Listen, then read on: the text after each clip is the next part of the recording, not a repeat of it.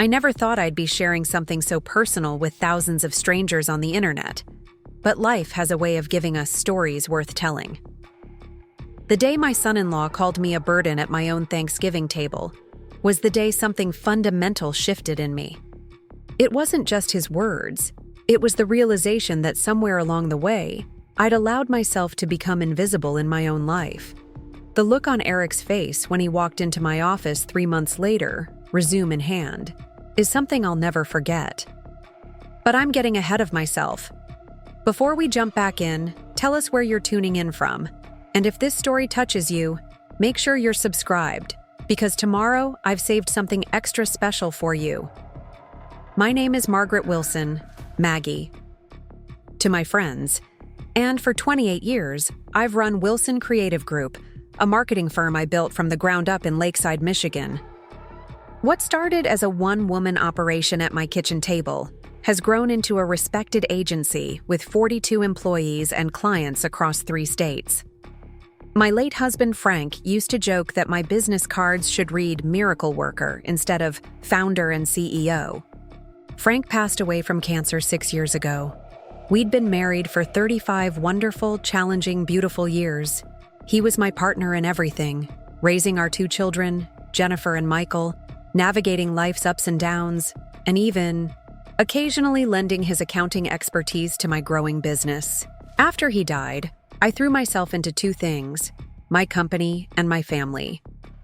I'd always been involved in my children's lives, but after Frank's death, I became a pillar. They leaned on perhaps too heavily. I watched my grandkids, Jen's children Zoe, and Tyler, 3 days a week so Jen and Eric could advance their careers. I loaned Michael and his wife Olivia the down payment for their house. I hosted every holiday, remembered every birthday, and was the emergency contact, the backup plan, and the safety net. I did it all gladly, believing this was how I could honor Frank's memory and show my love. In reality, I was slowly erasing myself from the equation. That Thanksgiving was supposed to be special. It marked 5 years since we'd lost Frank, and I wanted to create a beautiful celebration that acknowledged our grief while focusing on our blessings. I'd spent 3 days preparing Frank's favorite recipes alongside new dishes I thought the family would enjoy. The table was set with my best china. Candles flickered in the centerpiece I'd arranged myself, and the house smelled of cinnamon, sage, and home. Everyone arrived within minutes of each other, Michael and Olivia bringing a bottle of wine, Jen and Eric ushering in Zoe and Tyler, who immediately filled the house with the boundless energy only children can generate.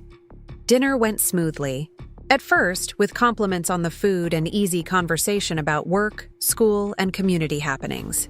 It wasn't until dessert that everything changed. I'd just served my pumpkin cheesecake, a recipe I'd spent weeks perfecting, when Jen cleared her throat. "Mom, we've been thinking," she began, exchanging a look with Eric. "With the holidays coming up, we wanted to discuss Christmas arrangements."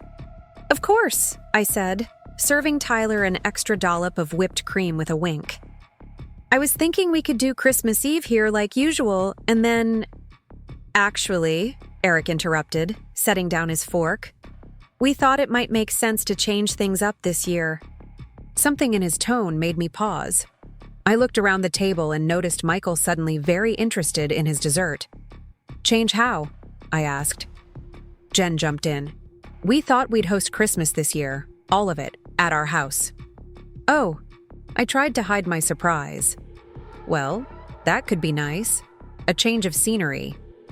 "It's not just about the scenery, Maggie," Eric said, using my first name as he always did, despite knowing I preferred to be called Mom in family settings. "It's about being practical. You do so much for everyone. Too much, honestly. At your age, you should be slowing down, not hosting elaborate holiday gatherings." I felt my cheeks warm. "At my age?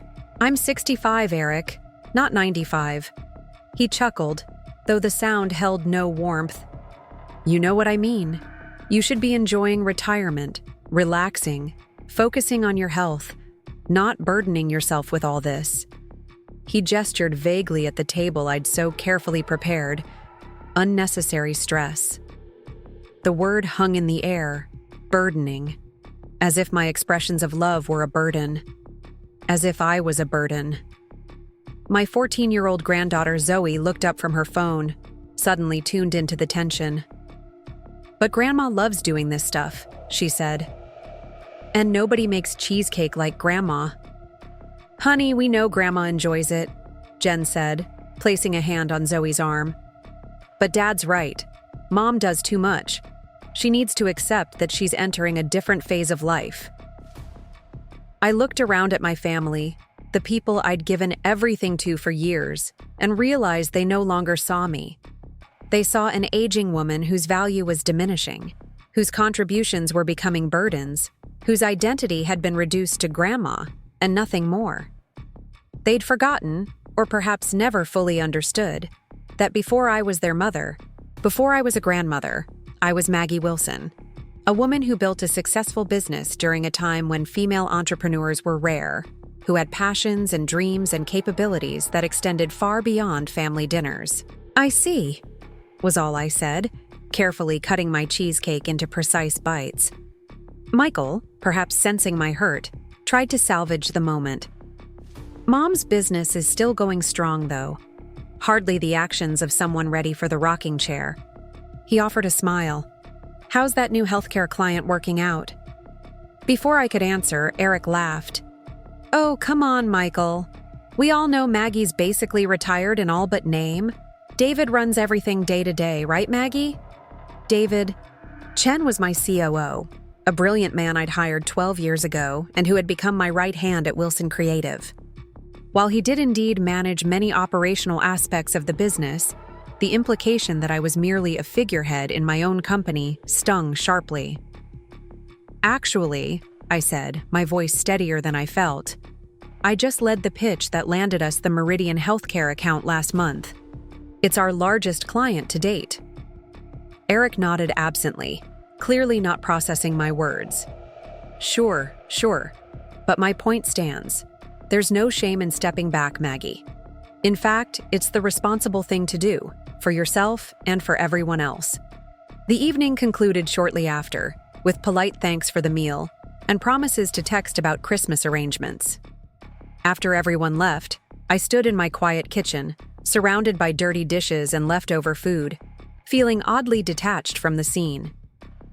I picked up a serving platter, one Frank had given me for our 20th anniversary, and studied my reflection in its polished surface. I hardly recognized the woman looking back at me.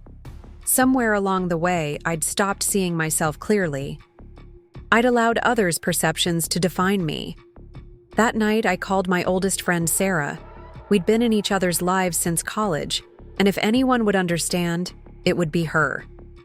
"They've forgotten who you are," she said after I recounted the evening. "And maybe you have too, just a little bit." Her words hit home. I'd been so busy being needed that I'd forgotten how to just be. The next morning, I woke with a clarity I hadn't felt in years. I didn't need a dramatic confrontation or tearful accusations. I simply needed to reclaim my own narrative.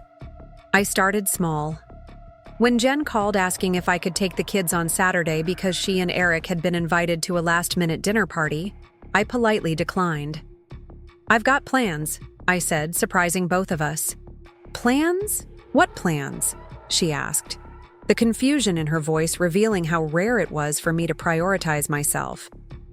"I'm taking a cooking class at the community center," I said, having made the decision in that moment. "It's focusing on Mediterranean cuisine." The silence on the other end spoke volumes. "Oh," she finally managed. "I didn't know you were interested in that." "There's a lot we don't say out loud," I replied gently. "I'll see the kids next week during our regular time." Over the next few weeks, I made similar small changes. I enrolled in not just cooking classes but also a watercolor course. I joined a book club that met weekly at Harbor Brew, the cafe near the lakefront. I reconnected with former colleagues and industry peers I'd lost touch with, while focusing solely on family and immediate work responsibilities.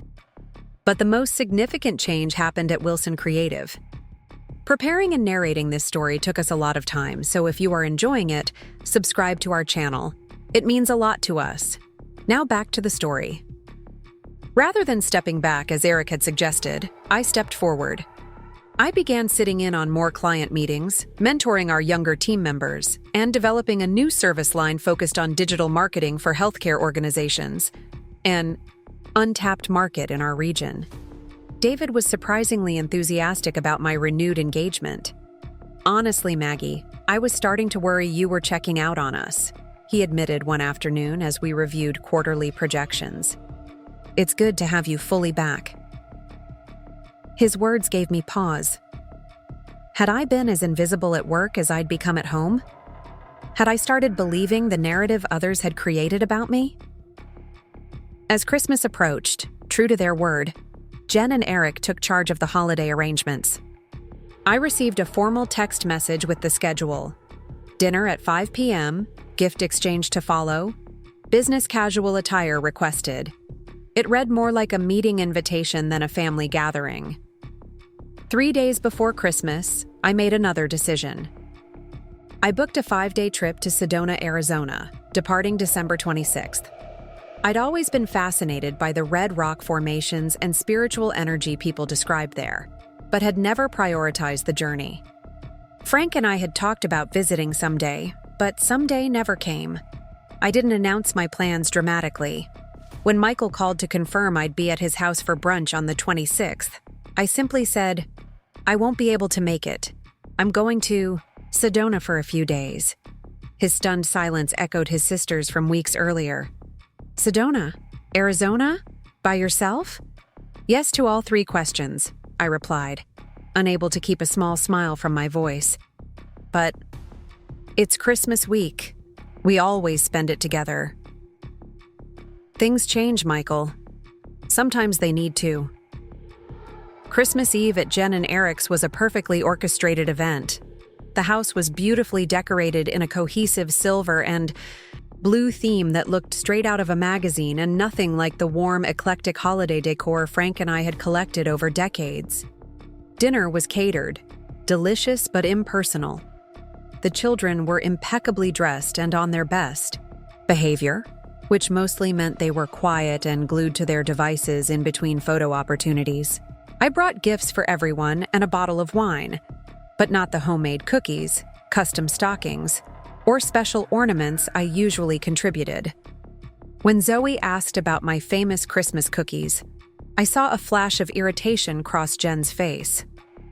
"I thought it would be nice to respect your mom's new vision for the holiday," I explained to my granddaughter, "but I'd be happy to bake with you sometime in January."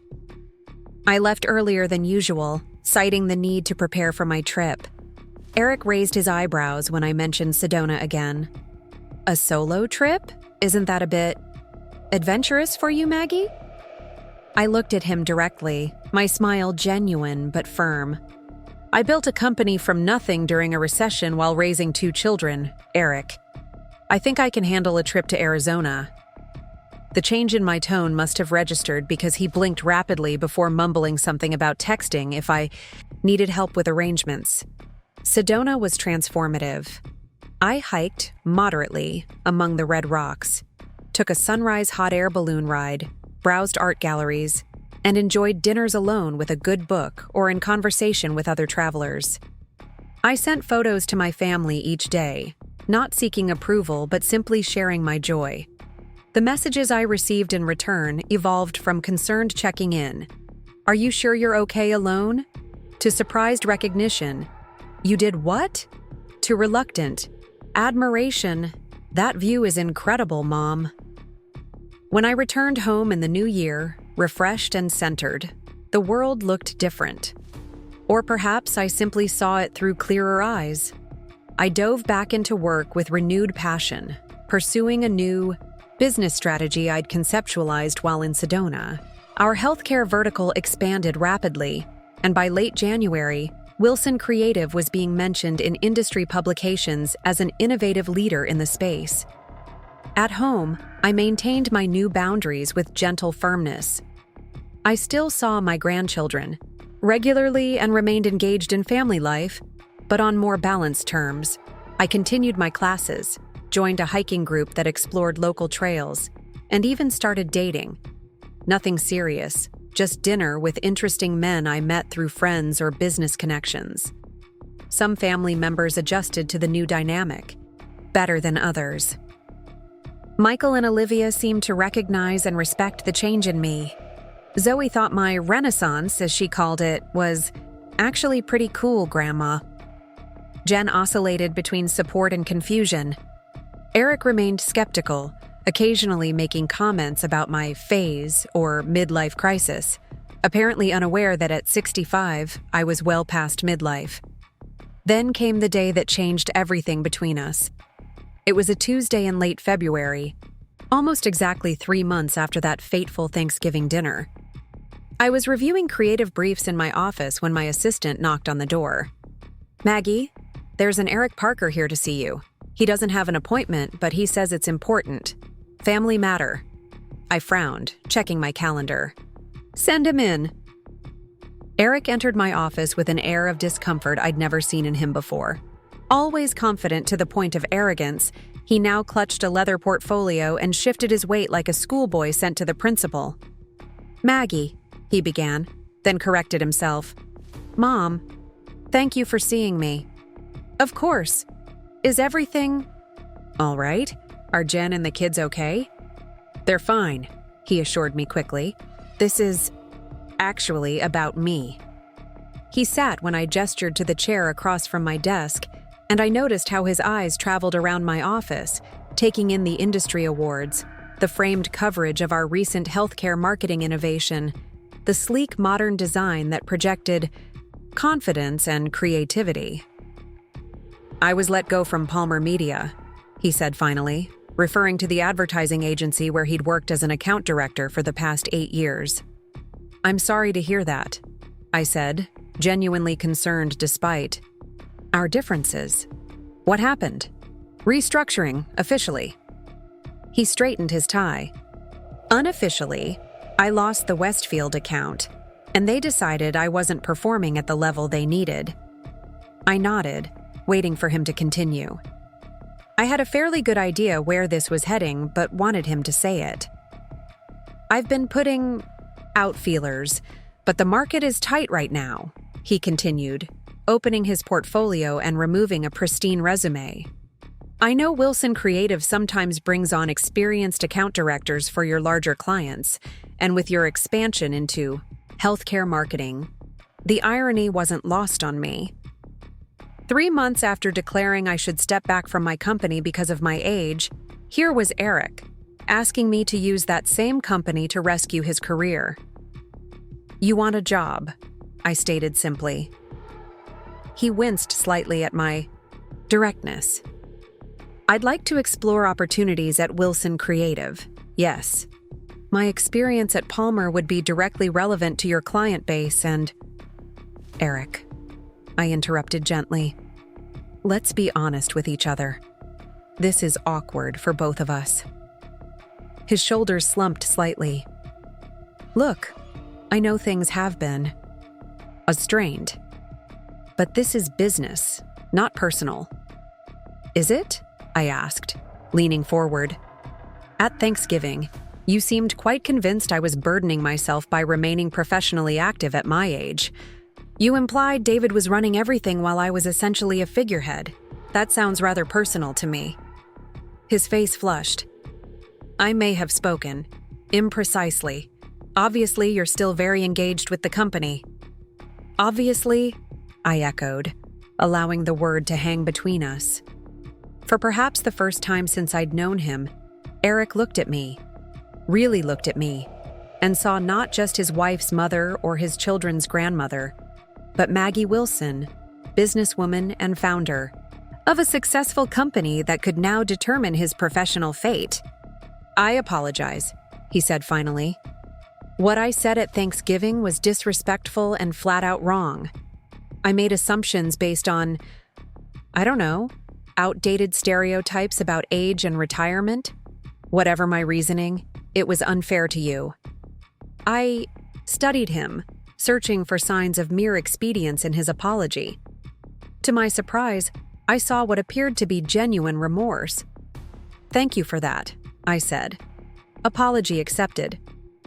I picked up his resume and glanced through it thoughtfully. "We do have an opening in our account management team," I said. "Not at director level, but as a senior account manager for our healthcare division. That would be a step down from my role at Palmer," he said, then quickly added, "but I'm absolutely open to it given the circumstances." I should be clear. I don't make these hiring decisions unilaterally. If you're interested, I'll pass your resume to David and Kira in HR. They'll evaluate your qualifications just like any other candidate. No special treatment, no strikes against you. Just a fair assessment based on merit and fit with our team. Eric nodded quickly. "Of course. I wouldn't expect anything else." "One more thing," I added, setting his resume on my desk. "Wilson Creative has a different culture than Palmer. We value experience, absolutely, but we also prize adaptability, continuous learning, and mutual respect regardless of title or tenure. Everyone contributes, everyone learns, everyone matters." He absorbed my words, and I could almost see him processing their deeper meaning. "I understand."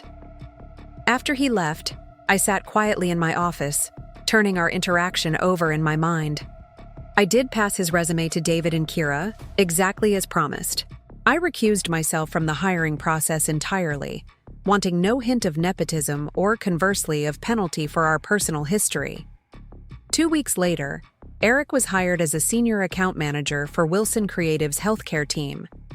His qualifications were strong, and despite his recent setback with the Westfield account, his overall track record showed he could deliver results. David thought he would be an asset to the growing division. Eric's first month was a study in adjustment. I kept a professional distance, allowing him to find his footing without the complication of our family connection. We nodded cordially when passing in the hallway. I addressed him as I would any new employee during the few meetings we both attended. Then came the Meridian Healthcare Quarterly Review, a presentation to our largest client where all hands were on deck. Eric had contributed significantly to the preparation, bringing valuable insights from his previous experience. During the meeting, I observed him watching me as I led the strategic discussion, fielding complex questions from Meridian's CEO and CMO with the ease that comes from decades of experience. I outlined our vision for their next campaign, connecting it to emerging trends in patient engagement that I'd been researching extensively. Afterward, as the team celebrated the successful review, Eric approached me. "That was masterful," he said, his tone free of the condescension that had once characterized our interactions. "The way you anticipated their concerns before they even raised them, how you connected their immediate needs to longer-term market positioning." "Thank you," I replied, surprised by his genuine admiration. "I've been in this industry for 15 years, he continued, "and I just realized I have so much to learn from you, not as my mother-in-law, but as one of the most skilled marketers I've ever worked with." His words touched me more than I expected, not because I needed his validation, but because they represented a fundamental shift in how he saw me, as a whole person with value beyond family roles. "We all have something to teach each other," I said. "I'm still learning every day myself." We chatted for a few more minutes about the client and the campaign before being pulled into separate conversations with other team members. But something had shifted between us. Over the following weeks, our professional relationship developed a rhythm based on mutual respect. At family gatherings, which had resumed their natural warmth without the pressure of my handling everything, Eric engaged with me differently, asking about business challenges, seeking my perspective on industry trends, treating me as a peer, rather than an aging relative to be managed. Last Sunday, we had a casual family dinner at my house. Nothing elaborate, just pasta and salad with garlic bread. As we were clearing the table, Zoe helped me carry dishes to the kitchen. "Grandma, she said, loading the dishwasher with the casual efficiency of a teenager who knows her way around. "You seem different now." "Different how?" I asked, curious about her perception. She shrugged, searching for the right words with the earnestness of her 14 years. "I don't know. More solid somehow. Like you know exactly who you are." Out of the mouths of babes. Later, as everyone was preparing to leave, Eric hung back. When we were alone in the entryway, he spoke quietly. "I've never properly thanked you, not just for the job, but for giving me the chance to see you clearly. I had fallen into the trap of seeing you as just an extension of the family rather than as your own person with valuable gifts to offer the world." "We all do that sometimes," I said. "See people in narrow terms that suit our expectations." "Well, I was wrong," he said simply, "and I'm grateful for the reset." As I watched them drive away, my family who was learning to see me anew, I felt a profound sense of peace. The journey hadn't been about rejection or rebellion. It had been about reclamation of my identity, my joy, my wholeness. The woman who had stood stunned in her kitchen after last Thanksgiving, invisible in her own life, had transformed not by becoming someone new, but by remembering who she had always been. I am Maggie Wilson, entrepreneur, artist, traveler, friend, mother, grandmother, and so much more. All these facets make me who I am. None defines me completely, and I'll never again allow myself to be reduced to just one dimension of my existence. The greatest gift we can give ourselves is the courage to be seen, fully, completely, authentically. And sometimes the greatest gift we can give others is the opportunity to see us clearly at last. The next morning, I woke with a clarity I hadn't felt in years. I didn't need a dramatic confrontation or tearful accusations. I simply needed to reclaim my own narrative. I started small. When Jen called asking if I could take the kids on Saturday because she and Eric had been invited to a last-minute dinner party, I politely declined. "I've got plans," I said, surprising both of us. "Plans? What plans?" she asked, the confusion in her voice revealing how rare it was for me to prioritize myself. "I'm taking a cooking class at the community center," I said, having made the decision in that moment. "It's focusing on Mediterranean cuisine." The silence on the other end spoke volumes. "Oh," she finally managed. "I didn't know you were interested in that." "There's a lot we don't say out loud," I replied gently. "I'll see the kids next week during our regular time." Over the next few weeks, I made similar small changes. I enrolled in not just cooking classes, but also a watercolor course. I joined a book club that met weekly at Harbor Brew, the cafe near the lakefront. I reconnected with former colleagues and industry peers I'd lost touch with while focusing solely on family and immediate work responsibilities. But the most significant change happened at Wilson Creative. Rather than stepping back as Eric had suggested, I stepped forward.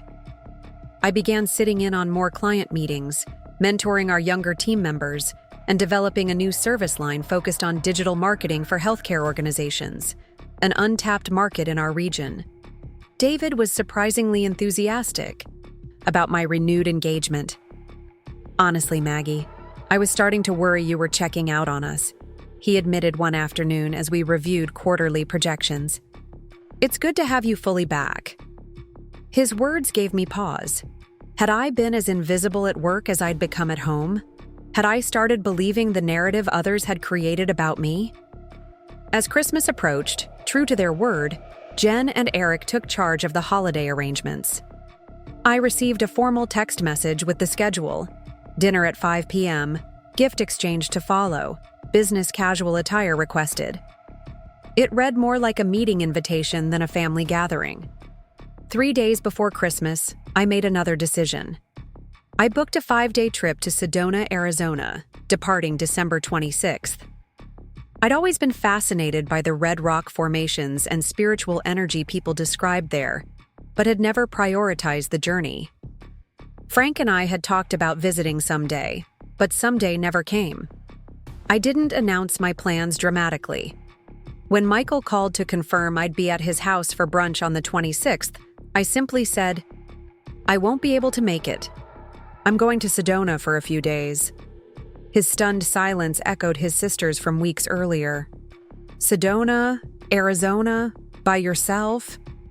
"Yes to all three questions," I replied, unable to keep a small smile from my voice. "But it's Christmas week. We always spend it together." Things change, Michael. Sometimes they need to. Christmas Eve at Jen and Eric's was a perfectly orchestrated event. The house was beautifully decorated in a cohesive silver and blue theme that looked straight out of a magazine and nothing like the warm, eclectic holiday decor Frank and I had collected over decades. Dinner was catered, delicious but impersonal. The children were impeccably dressed and on their best behavior, which mostly meant they were quiet and glued to their devices in between photo opportunities. I brought gifts for everyone and a bottle of wine, but not the homemade cookies, custom, stockings, or special ornaments I usually contributed. When Zoe asked about my famous Christmas cookies, I saw a flash of irritation cross Jen's face. "I thought it would be nice to respect your mom's new vision for the holiday," I explained to my granddaughter, "but I'd be happy to bake with you sometime in January." I left earlier than usual, citing the need to prepare for my trip. Eric raised his eyebrows when I mentioned Sedona again. "A solo trip? Isn't that a bit adventurous for you, Maggie?" I looked at him directly, my smile genuine but firm. "I built a company from nothing during a recession while raising 2 children, Eric. I think I can handle a trip to Arizona." The change in my tone must have registered because he blinked rapidly before mumbling something about texting if I needed help with arrangements. Sedona was transformative. I hiked, moderately, among the red rocks, took a sunrise hot air balloon ride, browsed art galleries, and enjoyed dinners alone with a good book or in conversation with other travelers. I sent photos to my family each day, not seeking approval but simply sharing my joy. The messages I received in return evolved from concerned checking in, "Are you sure you're okay alone?" to surprised recognition, "You did what?" to reluctant. Admiration, "That view is incredible, Mom." When I returned home in the new year, refreshed and centered, the world looked different. Or perhaps I simply saw it through clearer eyes. I dove back into work with renewed passion, pursuing a new business strategy I'd conceptualized while in Sedona. Our healthcare vertical expanded rapidly, and by late January, Wilson Creative was being mentioned in industry publications as an innovative leader in the space. At home, I maintained my new boundaries with gentle firmness. I still saw my grandchildren regularly and remained engaged in family life, but on more balanced terms. I continued my classes, joined a hiking group that explored local trails, and even started dating. Nothing serious, just dinner with interesting men I met through friends or business connections. Some family members adjusted to the new dynamic, better than others. Michael and Olivia seemed to recognize and respect the change in me. Zoe thought my renaissance, as she called it, was actually pretty cool, Grandma. Jen oscillated between support and confusion. Eric remained skeptical, occasionally making comments about my phase or midlife crisis, apparently unaware that at 65, I was well past midlife. Then came the day that changed everything between us. It was a Tuesday in late February, almost exactly 3 months after that fateful Thanksgiving dinner. I was reviewing creative briefs in my office when my assistant knocked on the door. "Maggie, there's an Eric Parker here to see you. He doesn't have an appointment, but he says it's important. Family matter." I frowned, checking my calendar. "Send him in." Eric entered my office with an air of discomfort I'd never seen in him before. Always confident to the point of arrogance, he now clutched a leather portfolio and shifted his weight like a schoolboy sent to the principal. "Maggie," he began, then corrected himself. "Mom, thank you for seeing me." Of course. Is everything all right? Are Jen and the kids okay? They're fine, he assured me quickly. This is actually about me. He sat when I gestured to the chair across from my desk, and I noticed how his eyes traveled around my office, taking in the industry awards, the framed coverage of our recent healthcare marketing innovation, the sleek modern design that projected confidence and creativity. I was let go from Palmer Media, he said finally, referring to the advertising agency where he'd worked as an account director for the past 8 years. I'm sorry to hear that, I said, genuinely concerned despite our differences. What happened? Restructuring, officially. He straightened his tie. Unofficially, I lost the Westfield account, and they decided I wasn't performing at the level they needed.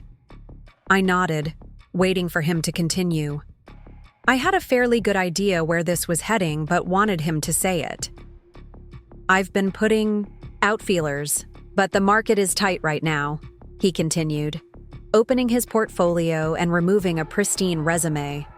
I know Wilson Creative sometimes brings on experienced account directors for your larger clients, and with your expansion into healthcare marketing, the irony wasn't lost on me. 3 months after declaring I should step back from my company because of my age, here was Eric, asking me to use that same company to rescue his career. You want a job, I stated simply. He winced slightly at my directness. I'd like to explore opportunities at Wilson Creative, yes. My experience at Palmer would be directly relevant to your client base and… Eric, I interrupted gently. Let's be honest with each other. This is awkward for both of us. His shoulders slumped slightly. Look, I know things have been strained, but this is business, not personal. Is it? I asked, leaning forward. At Thanksgiving, you seemed quite convinced I was burdening myself by remaining professionally active at my age. You implied David was running everything while I was essentially a figurehead. That sounds rather personal to me. His face flushed. I may have spoken imprecisely. Obviously, you're still very engaged with the company. Obviously, I echoed, allowing the word to hang between us. For perhaps the first time since I'd known him, Eric looked at me, really looked at me, and saw not just his wife's mother or his children's grandmother, but Maggie Wilson, businesswoman and founder of a successful company that could now determine his professional fate. I apologize, he said finally. What I said at Thanksgiving was disrespectful and flat out wrong.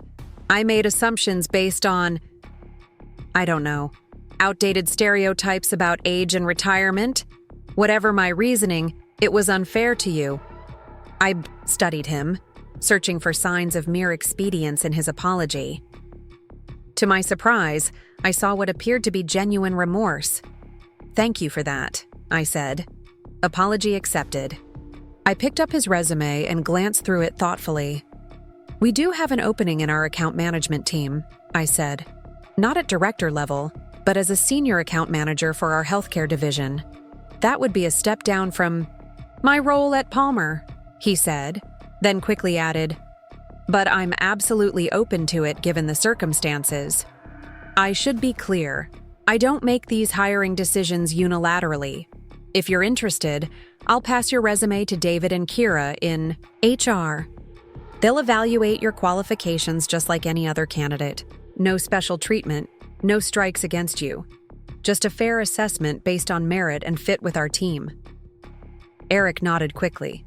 Of course, I wouldn't expect anything else.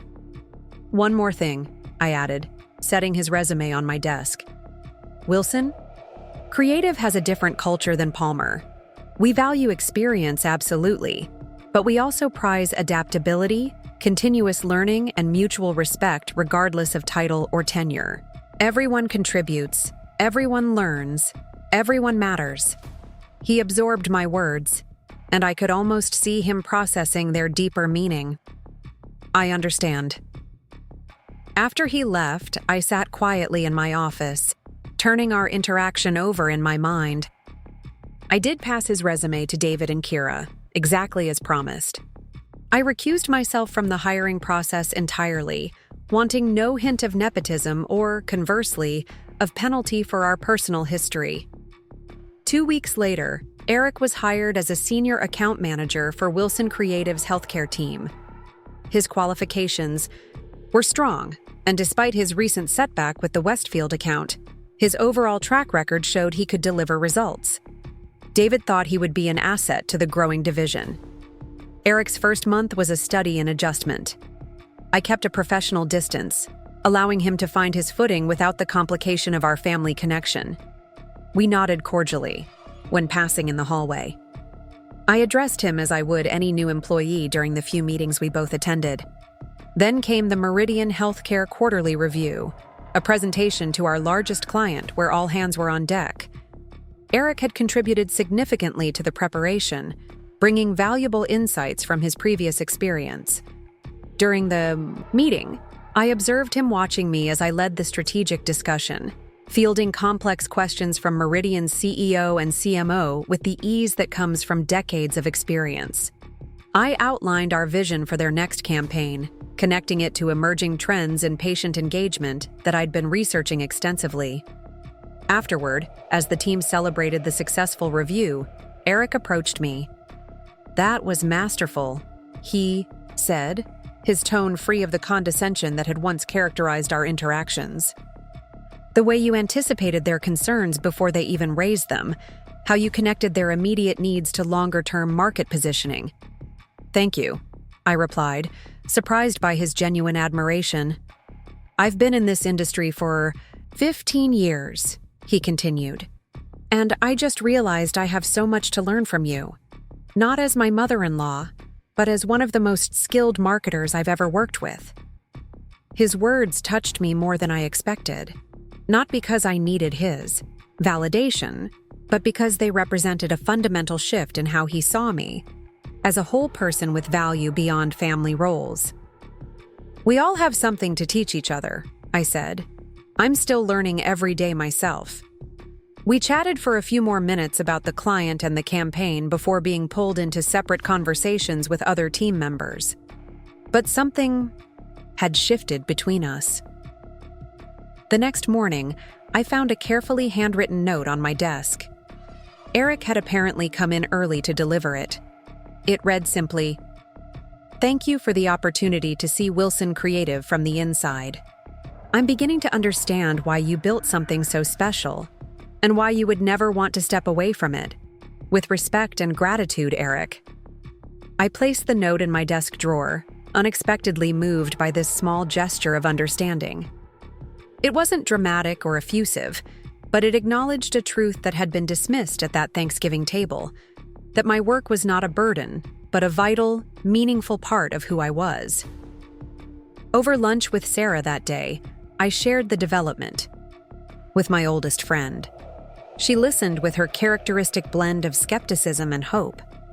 "So, Mr. You're too old to be working is now Mr. I have so much to learn from you?"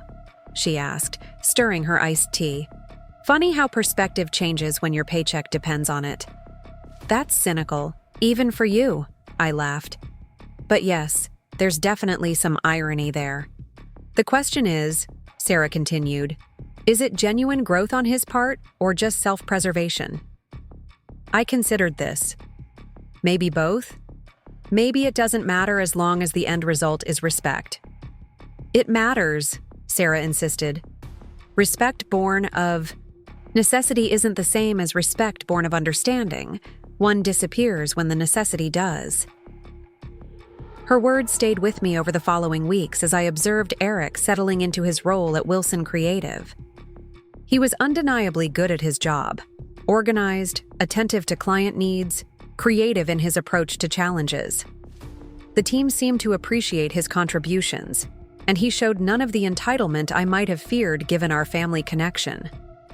More interestingly, I noticed subtle shifts in how he engaged with others in the office.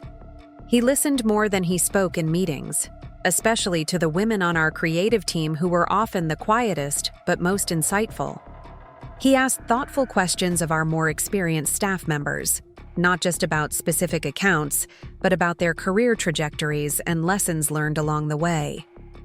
In one particularly memorable all-hands meeting, our youngest designer, Amelia, presented a concept that went against conventional wisdom for healthcare marketing. Rather than the typical soothing blues and reassuring images of doctors with stethoscopes, she proposed a vibrant, almost irreverent approach for a client seeking to reach younger patients about preventative care.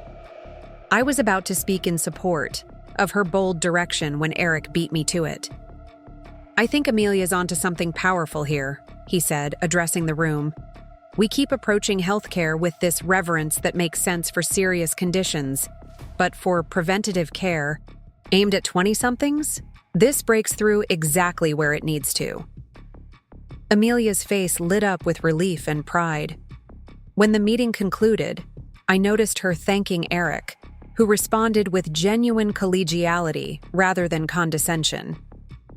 Later that afternoon, I passed by the break room and overheard a snippet of conversation that made me pause in the hallway. "How did you know Maggie would support that direction?" It was Amelia's voice. "I was so nervous presenting something so different from our usual approach." "Because she's always valued innovation over convention," Eric replied. "In the 3 months I've been here, I've never seen her dismiss an idea because it was unexpected. She evaluates based on effectiveness, not comfort." "You seem to really understand how she thinks," Amelia observed. There was a pause before Eric responded, his voice quieter. "Not always, but I'm learning. Sometimes you have to set aside what you think you know about someone to see who they really are." I continued down the hallway before they could notice me, feeling a complex mix of emotions. There was validation, certainly, in hearing Eric articulate an understanding of my leadership principles. But there was also a poignancy in recognizing how long it had taken for this perception to develop, and what it had required. At home, the dynamics were shifting too, albeit more slowly. Family dinners had resumed their natural rhythm, now rotating between all our homes rather than defaulting to mine. I hosted when I wanted to, not out of obligation. When I did have everyone over, I noticed Eric offering to help with dishes or setup, small gestures that would have been unremarkable from anyone else but represented a significant change from him. One Sunday evening, as the family gathered at Michael and Olivia's house, I found myself in the kitchen with Jen, preparing a salad while the main course finished cooking. "Mom," she began hesitantly, "I've been meaning to ask you something." I looked up from slicing cucumbers. "Of course, what is it?" "Are you happy with how things are now? With us, I mean?" Her expression was difficult to read. Part concern, part something else I couldn't quite identify. I set down the knife, giving her my full attention. "I am. Are you asking because something feels wrong to you?" She shook her head quickly. "No, not wrong exactly. Just different. You're different." "In what way?" "You're more." She searched for the right word. "Definite. Like you know exactly what you want and don't want. Before, you were always so accommodating, so eager to make everyone else comfortable." I smiled slightly. "That's a diplomatic way of saying I was a pushover." "No," she protested, then reconsidered. "Well, maybe sometimes, but we never thought of it that way. You were just Mom, always there, always reliable. And now? Now you're still Mom, still reliable when it matters, but you're also Maggie, Wilson, who has her own life and interests and boundaries." She said this without resentment, which surprised me. "Eric says working with you has been eye-opening, that you're this whole different person at the office." "Not different," I corrected. Gently, just more complete. "I've always been all of these things. Entrepreneur, artist, friend, mother, grandmother. I just let some facets become hidden for a while." Jen nodded slowly. "I get that now. And I'm sorry if I made you feel like you had to be only one thing." The apology warmed me. Unlike Eric's, which had come at a moment of professional necessity, Jen's seemed born of genuine reflection. "Thank you for saying that," I replied. "And for what it's worth, I think we're finding a better balance now. I'm never going to stop being your mother or loving you and the kids fiercely. But I need to be all of who I am." She smiled, a bit tremulously. "I want that too. For both of us, actually." We finished preparing the salad in comfortable silence, the air between us clearer than it had been in months. Later that evening, as everyone gathered in Michael and Olivia's living room for coffee and dessert, I found myself observing each family member with new eyes. Michael, so like Frank in his quiet thoughtfulness. Olivia, whose artistic talents were finally finding expression in her growing interior design business. Jen, navigating the challenges of mid-career advancement while raising increasingly independent children.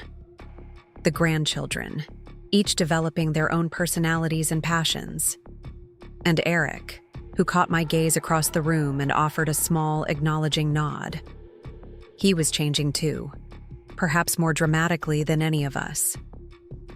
The arrogance that had once defined him seemed tempered now by a humility born of professional setback and, I hoped, genuine growth. As the evening wound down, Eric approached me while I was putting on my coat to leave. "I've been meaning to ask you," he said, his tone carefully casual, "if you might have time for coffee sometime this week. There's a potential client situation. I could use your perspective on." "Professional consultation?" I clarified, intrigued by this new dynamic.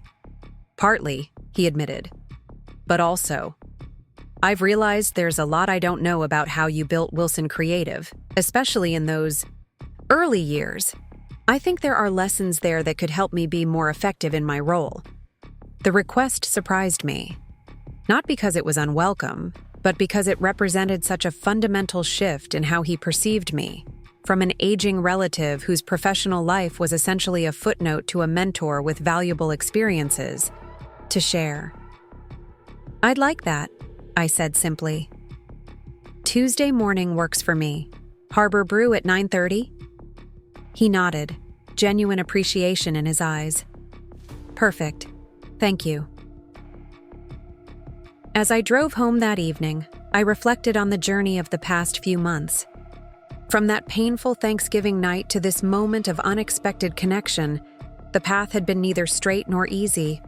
There had been hurt feelings, awkward conversations, moments of doubt, and difficult adjustments for everyone. But beneath, it all ran a current of authenticity that had been missing before. By reclaiming my own narrative, by refusing to be defined solely by my family roles, I had paradoxically strengthened those very relationships. Not by sacrificing myself, but by bringing my whole self to them. Tuesday morning found me at Harbor Brew 15 minutes early, a habit from decades of business meetings I'd never managed to break. I selected a quiet table by the window, ordered my usual black coffee, and pulled out a small notebook where I'd jotted some thoughts after Eric's request. He arrived precisely on time, looking both professional and slightly nervous in a way I found endearing. He carried a leather portfolio similar to the one he'd brought to my office that day 3 months ago, but his demeanor couldn't have been more different. Gone was the desperate job seeker. In his place was a colleague seeking guidance. "Thank you for making time for this," he said, setting down his coffee after ordering at the counter. "Of course," I replied. "What's on your mind?" He opened his portfolio and removed some neatly organized notes. "First, there's this situation with the Lakeside Community Hospital account. They're interested in our services, but they've had some negative experiences with agencies in the past. I think we need a different approach for the pitch." We spent the next 30 minutes discussing strategy, with Eric presenting his ideas, and me offering feedback based on my years of experience with healthcare clients. It was a productive, collegial conversation, professional in tone, but with an ease that comes from family connection. As we wrapped up the business portion, Eric closed his portfolio and leaned back slightly. "That was helpful. Thank you." "You're welcome. Your approach is solid. I think they'll respond well to it."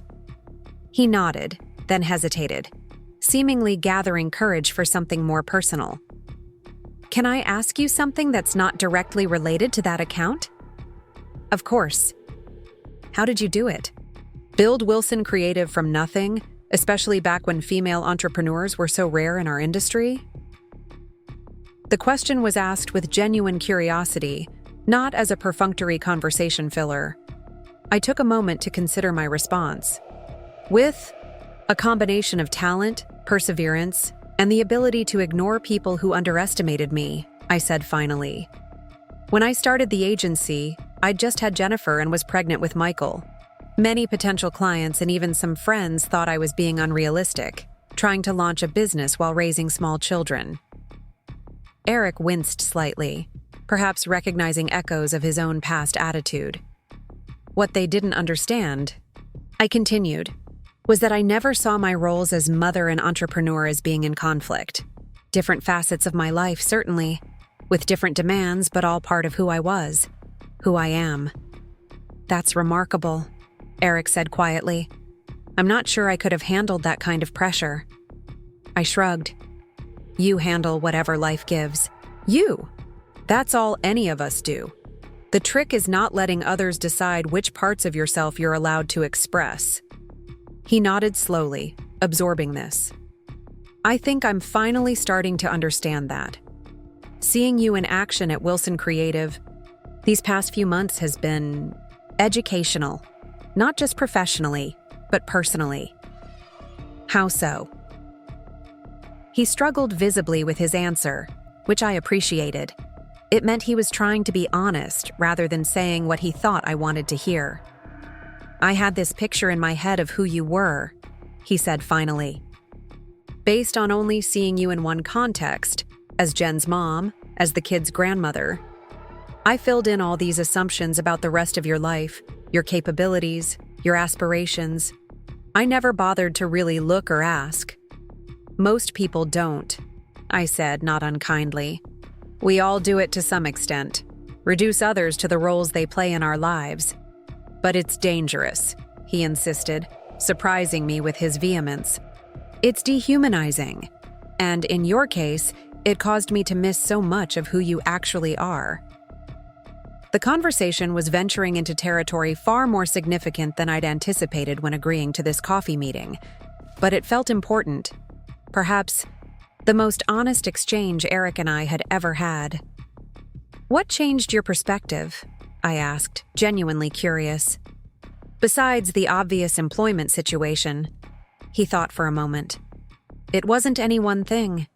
It was watching you lead that Meridian, meeting with such confidence and insight. It was seeing how the team respects you, not out of obligation or hierarchy, but because you've earned it through competence and character. It was realizing that the woman I'd dismissed as an aging relative who should step back had built something I could only aspire to create. His candor was disarming. Thank you for saying that. I should have seen it sooner, he admitted. The clues were all there. Your success, your energy, the way you managed everything in the family without breaking stride. But I chose to see what fit my narrative instead. We sat in silence for a moment, the ambient noise of the coffee shop filling the space between us. Then Eric spoke again, his voice quieter. I owe you a real apology. Not just for what I said at Thanksgiving, but for years of not seeing you clearly. For assuming I knew what was best for you better than you did yourself. It was arrogant, and I'm deeply sorry. The apology touched me more deeply than I expected. Perhaps because, unlike his earlier one in my office, this one came not from a place of necessity, but from genuine understanding. Thank you, Eric, I said simply. That means a lot. Our coffee meeting became the first of many professional conversations between Eric and I over the following weeks.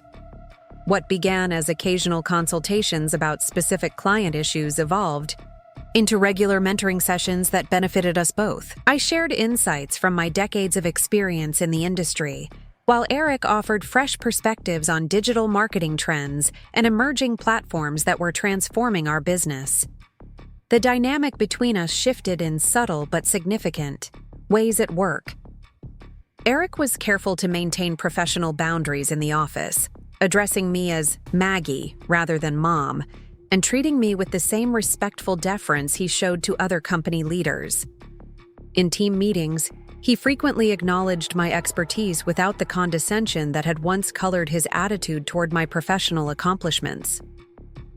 As spring arrived in Lakeside, bringing the first tentative green shoots to the gardens, around my home I noticed similar growth in our family relationships. Sunday dinners rotated between our homes as they always had, but the atmosphere had changed. Conversations were more balanced, less dominated by the children's immediate concerns, and more inclusive of everyone's experiences and interests. One particularly memorable evening in April, we gathered at Michael and Olivia's for a casual dinner. The spring air was warm enough to eat outside on their newly finished deck, overlooking a garden Olivia had designed herself. The grandchildren moved freely between the adult conversation and their own activities, a natural ebb and flow that felt comfortable and right. As we lingered over dessert, a lemon tart Olivia had made from my recipe, the conversation turned to summer plans. "We're thinking of renting a cottage on Lake Superior for a week in July," Jen said, glancing at Eric. "Something with enough room for all of us, if everyone's interested." "All of us meaning?" I asked, wanting clarity rather than assumption. "The whole family," Eric clarified. "You, Michael and Olivia, us and the kids. If you're available and want to join, that is." The qualification was small but meaningful, an acknowledgement of my autonomy rather than an expectation of my participation.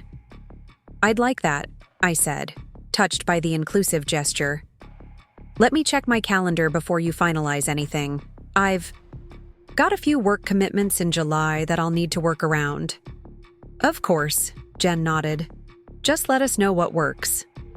Later in the evening, as I was helping clear the table, Zoe approached me with the slightly hesitant air of a teenager, with something on her mind. "Grandma, can I ask you something?" "Always," I replied, setting down the plates I was carrying. "How did you know what you wanted to do with your life? Like, for your career?" The question surprised me. "That's a big question. What's prompted it?"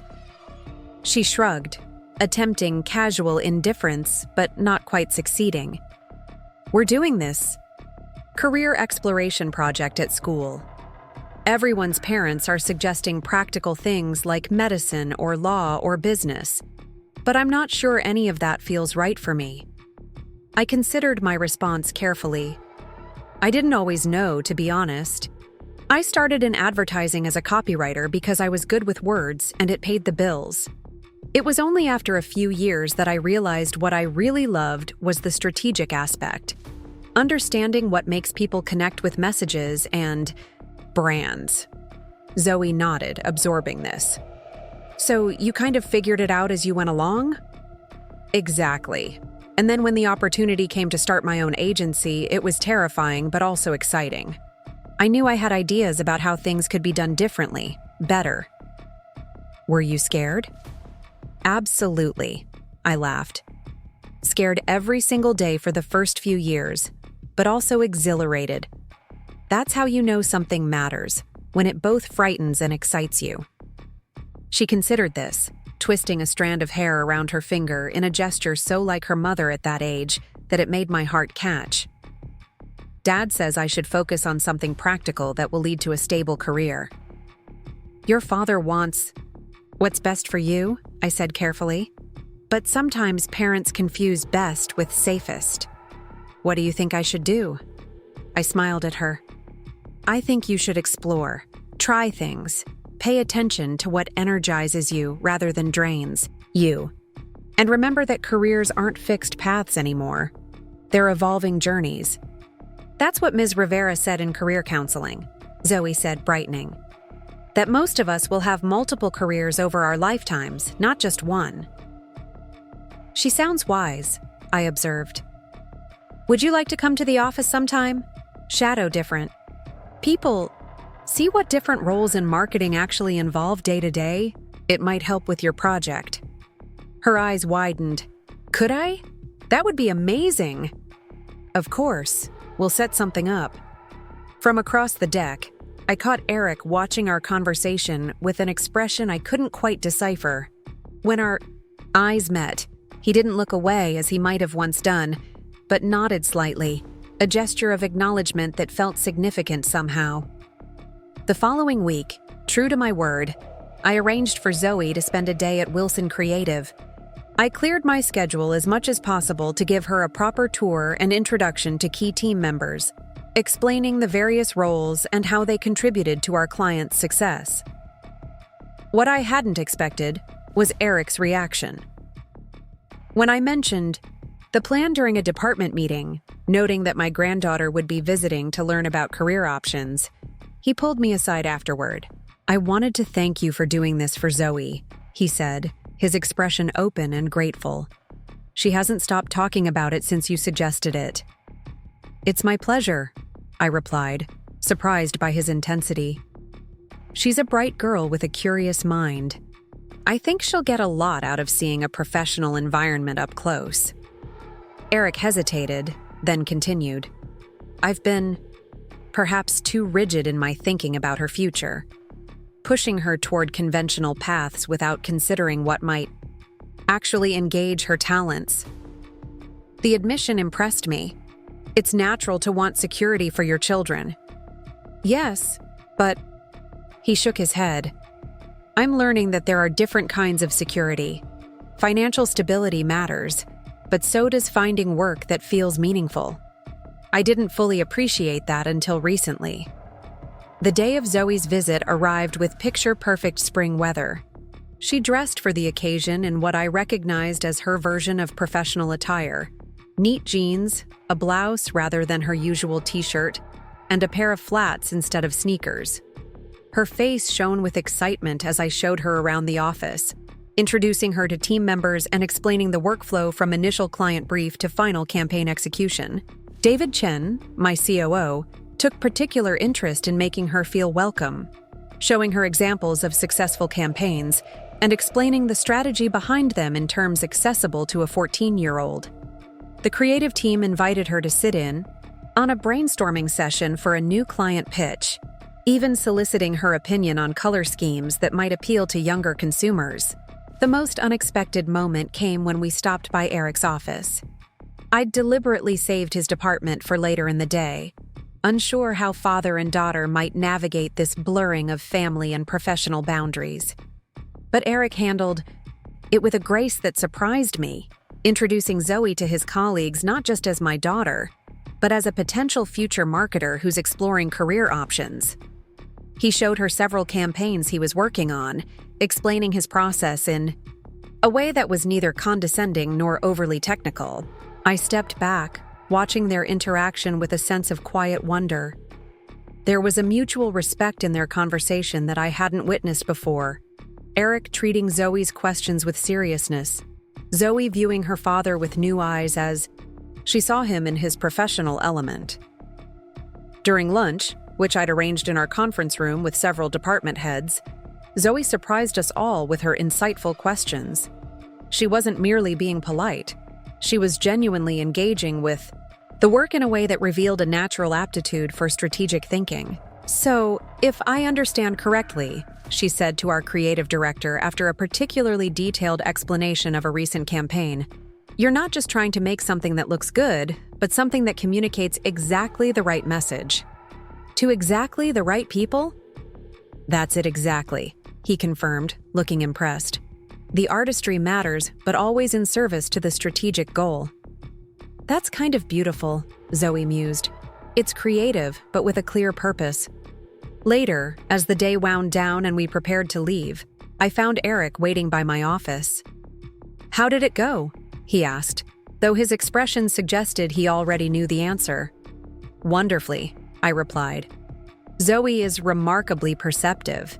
She asked questions I wouldn't have expected from someone twice her age." Pride warred with something like regret on his face. "I know. I've been thinking about it all day." Watching her here, seeing how engaged she was, it made me realize I've been underestimating her, just like— He stopped abruptly. Just like you underestimated me? I finished gently. He nodded, having the grace to look chagrined. It seems to be a pattern with me, doesn't it? Making assumptions about the women in my life, thinking I know what's best for them better than they do themselves. Awareness is the first step to change, I offered. And I've seen plenty of evidence that you're changing, Eric. He looked at me then with an expression of such naked gratitude that it momentarily took me aback. Thank you for saying that. It means more than you know.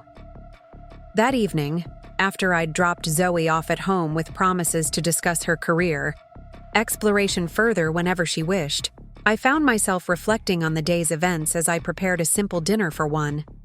The house felt peaceful rather than empty, a subtle but crucial distinction that marked how far I'd come in reclaiming my sense of self outside of family roles. My phone chimed with a text from Zoe. Best day ever. Thank you so much, Grandma. Can we talk more about marketing careers soon? Love you.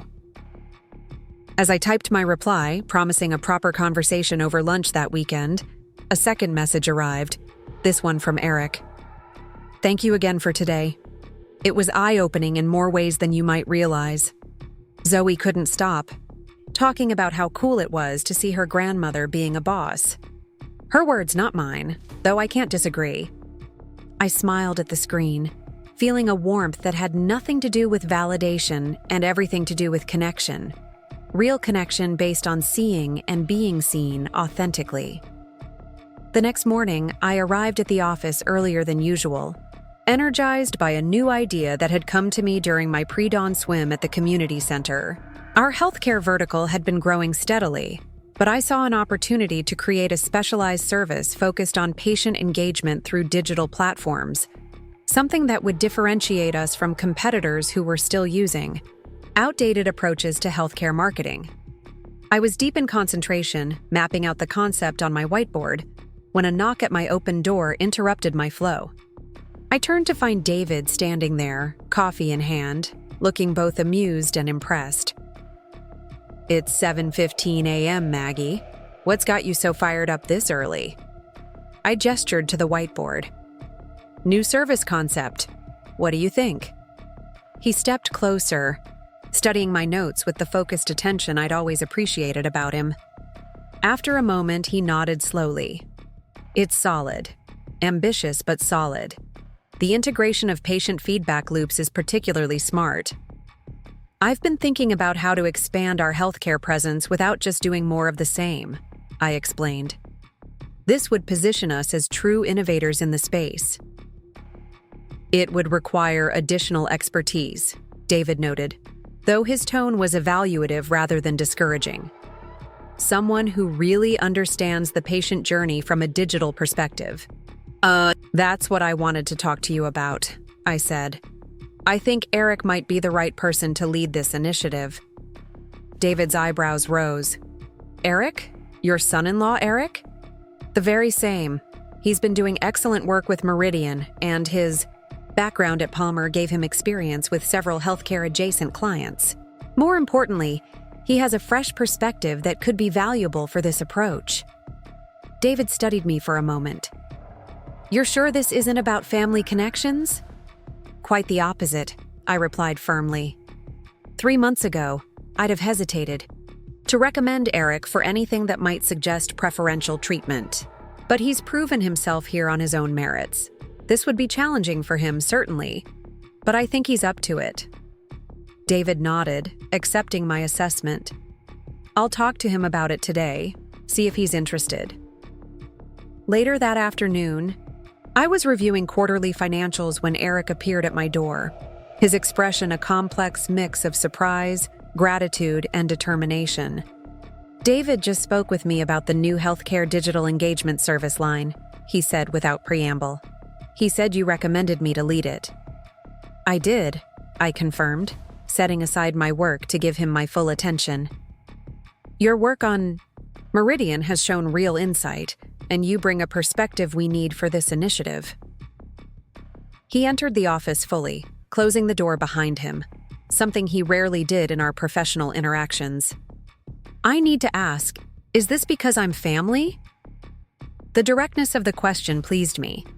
No. If anything, being family has made me more cautious about recommending you for opportunities. This is based solely on what I've seen of your work here. He absorbed this, visibly processing the implications. It's a significant responsibility. It is, I agreed. One I believe you're capable of handling. But if you're not interested, I am, he interrupted, then caught himself. Sorry, I am interested. Very much so. It's exactly the kind of challenge I've been hoping for, building something new rather than just maintaining existing accounts. Good, I nodded. David will work with you on assembling a team and developing a formal proposal. I'd like to see a preliminary plan within 2 weeks, if possible.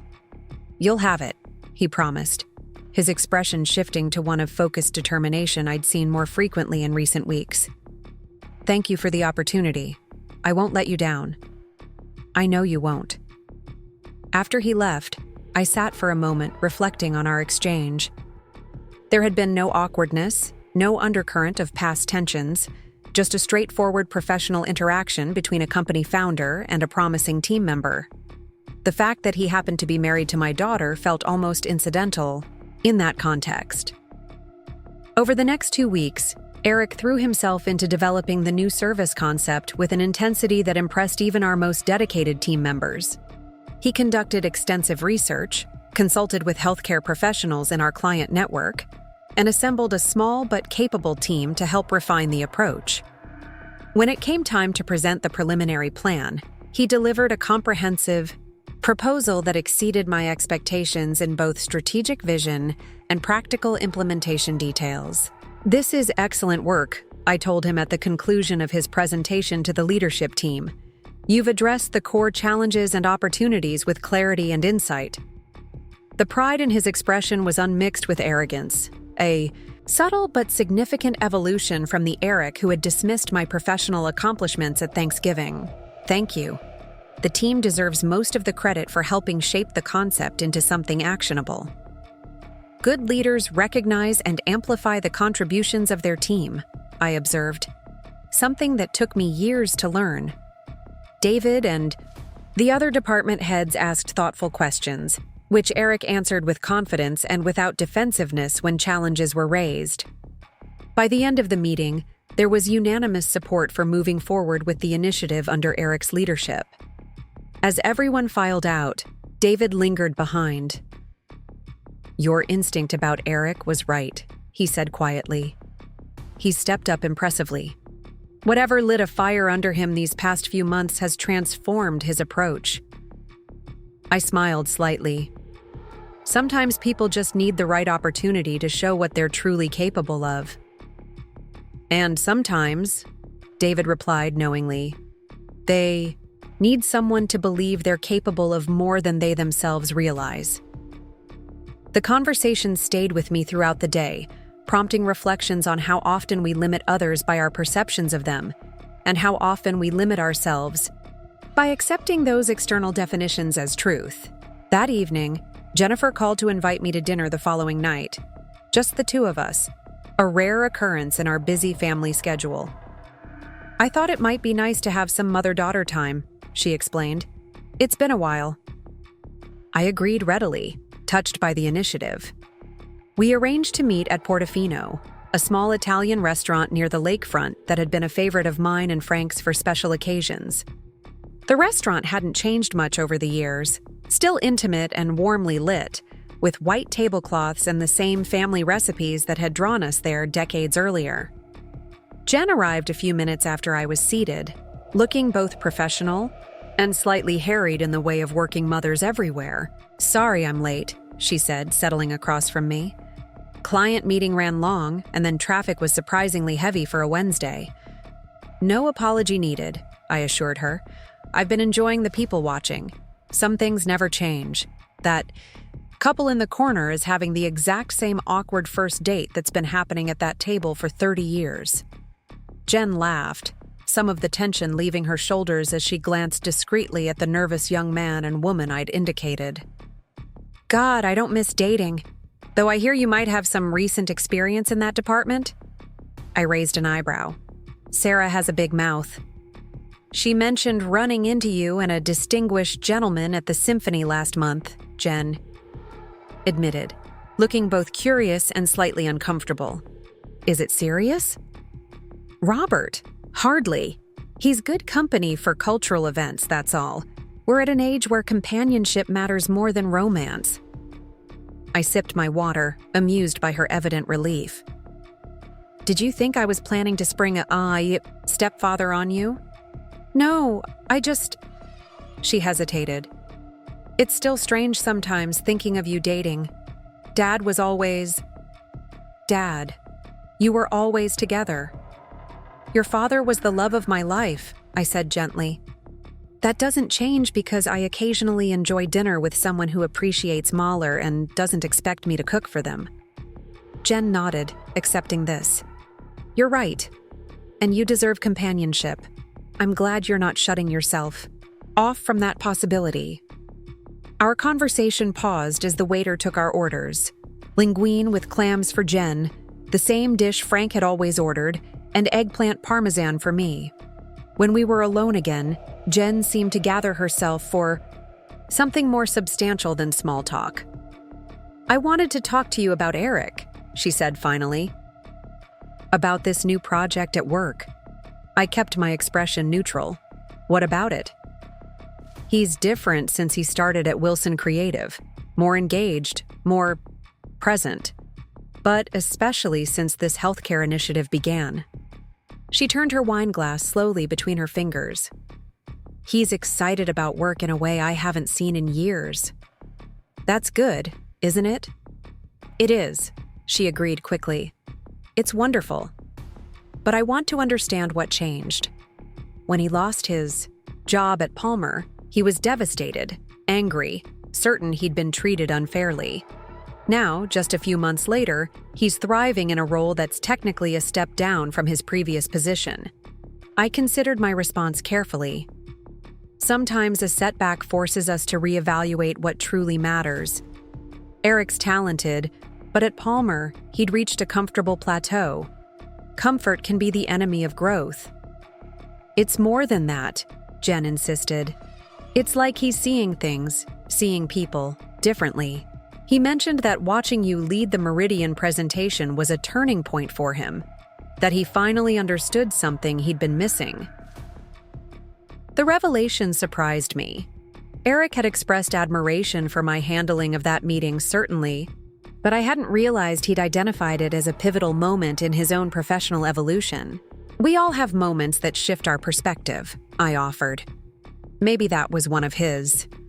Jen studied me with the perceptive gaze she'd had since childhood, the one that always made me feel she could see straight through any attempted deflection. He said something else, too.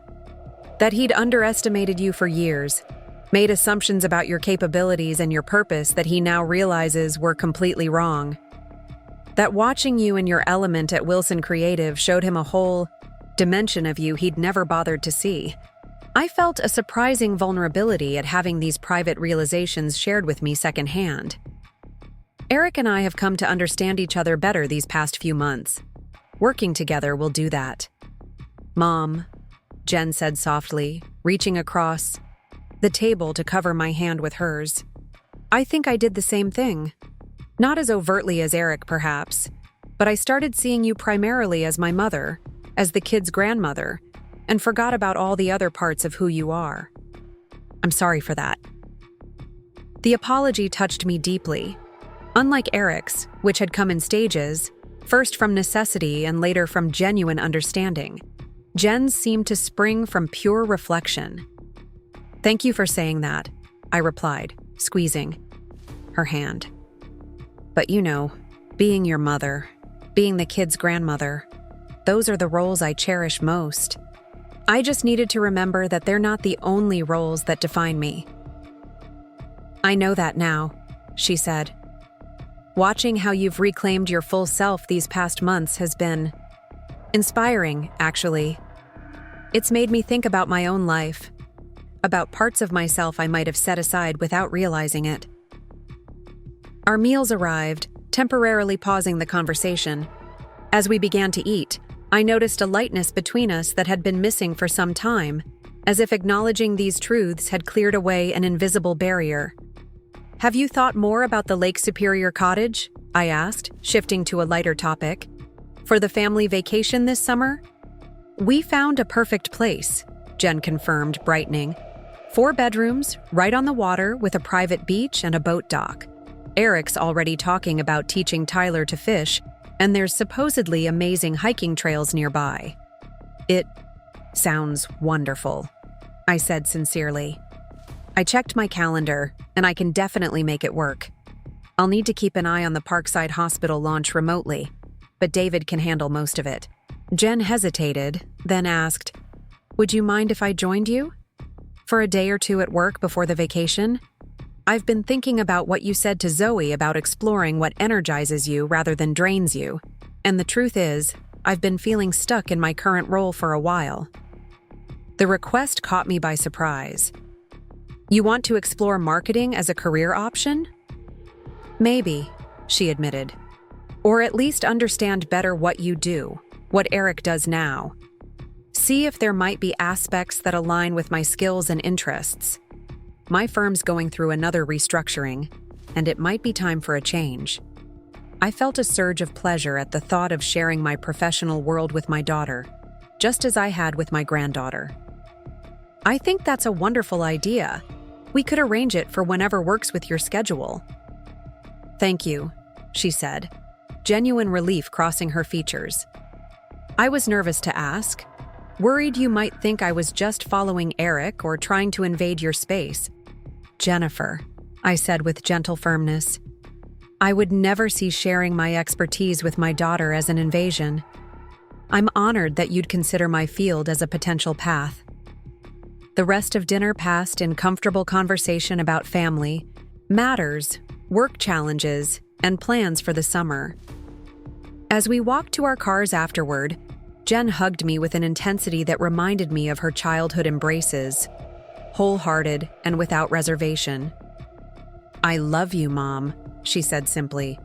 "All of you, the businesswoman, the artist, the grandmother, all of it."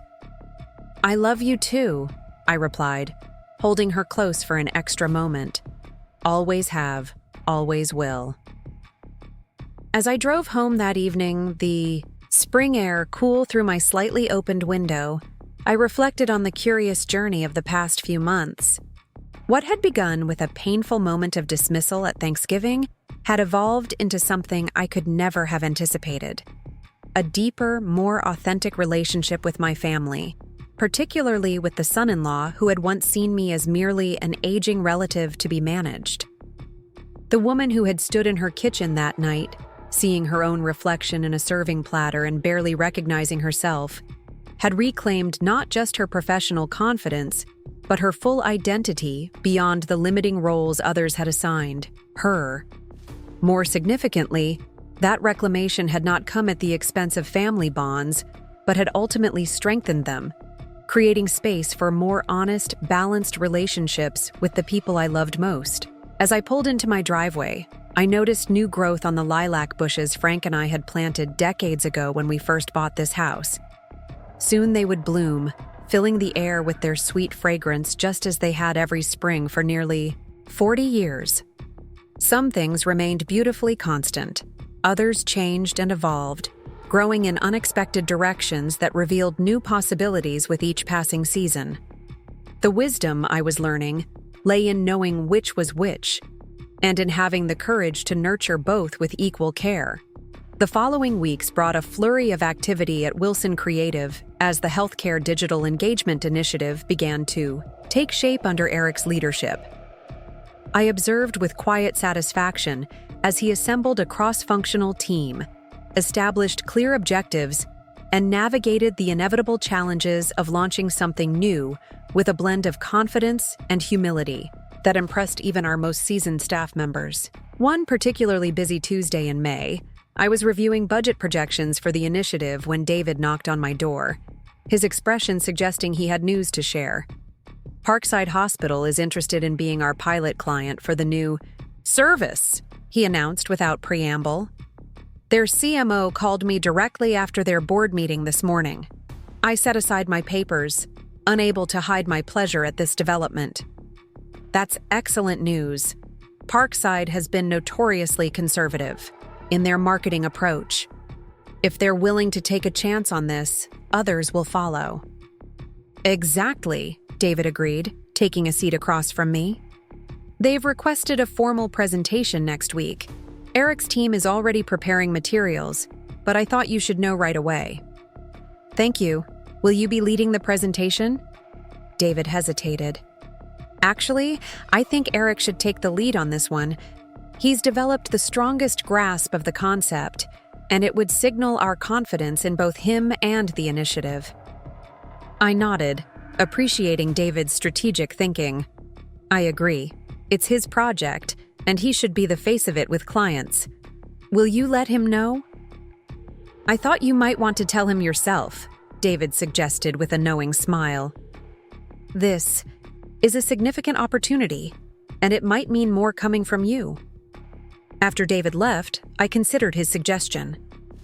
My relationship with Eric had evolved considerably over the past months, finding a balance between professional collaboration and family connection that seemed to serve us both well.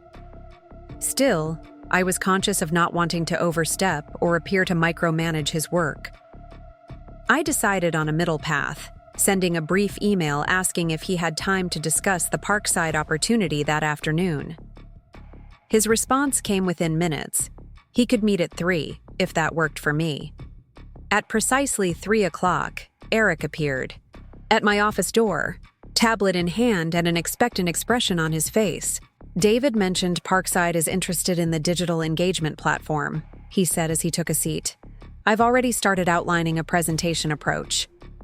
That's what I wanted to discuss, I replied.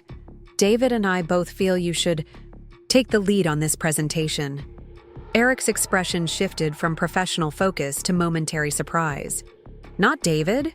He usually handles initial presentations for major new clients. This is your initiative, I said simply. You understand it better than anyone, and you've earned the right to present it to our first significant potential client. He absorbed this, his posture straightening almost imperceptibly. Thank you for the confidence. I won't disappoint you. I know you won't, I assured him. But I'd like to offer whatever support might be helpful as you prepare.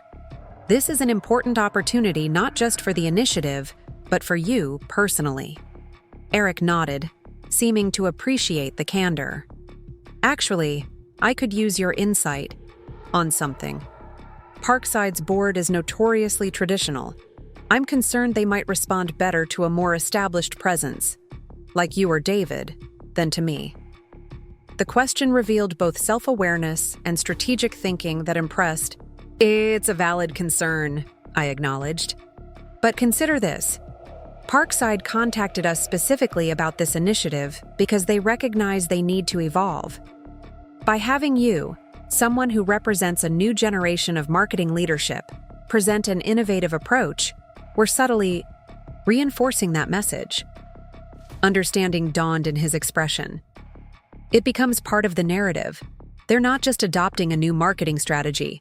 They're partnering with fresh thinking. Exactly, I agreed. That said, I'm happy to join for the presentation if you think having the company founder there would help provide institutional credibility. Actually, that would be perfect, Eric said, making a note on his tablet. You wouldn't need to present the technical aspects, but if you could open with the broader vision and then hand off to me for the specifics. Consider it done.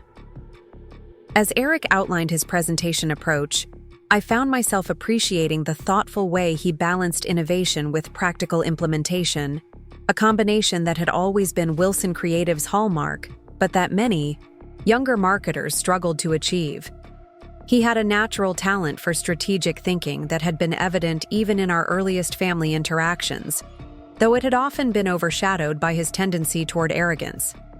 Now, that arrogance seemed tempered by experience and perspective, replaced by a more measured confidence that was far more compelling.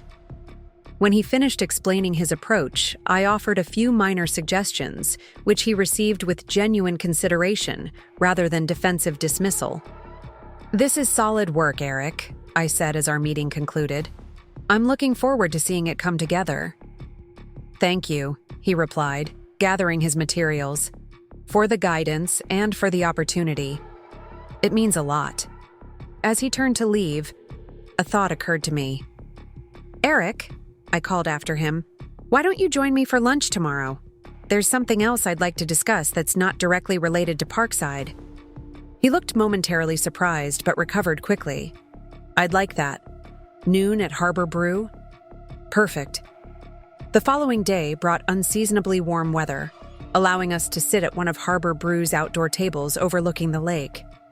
The setting was deliberately more casual than my office, as what I wanted to discuss straddled the line between professional and personal. After we'd ordered, a Mediterranean salad for me, a turkey sandwich for Eric, I broached the subject that had been on my mind since my dinner with Jennifer.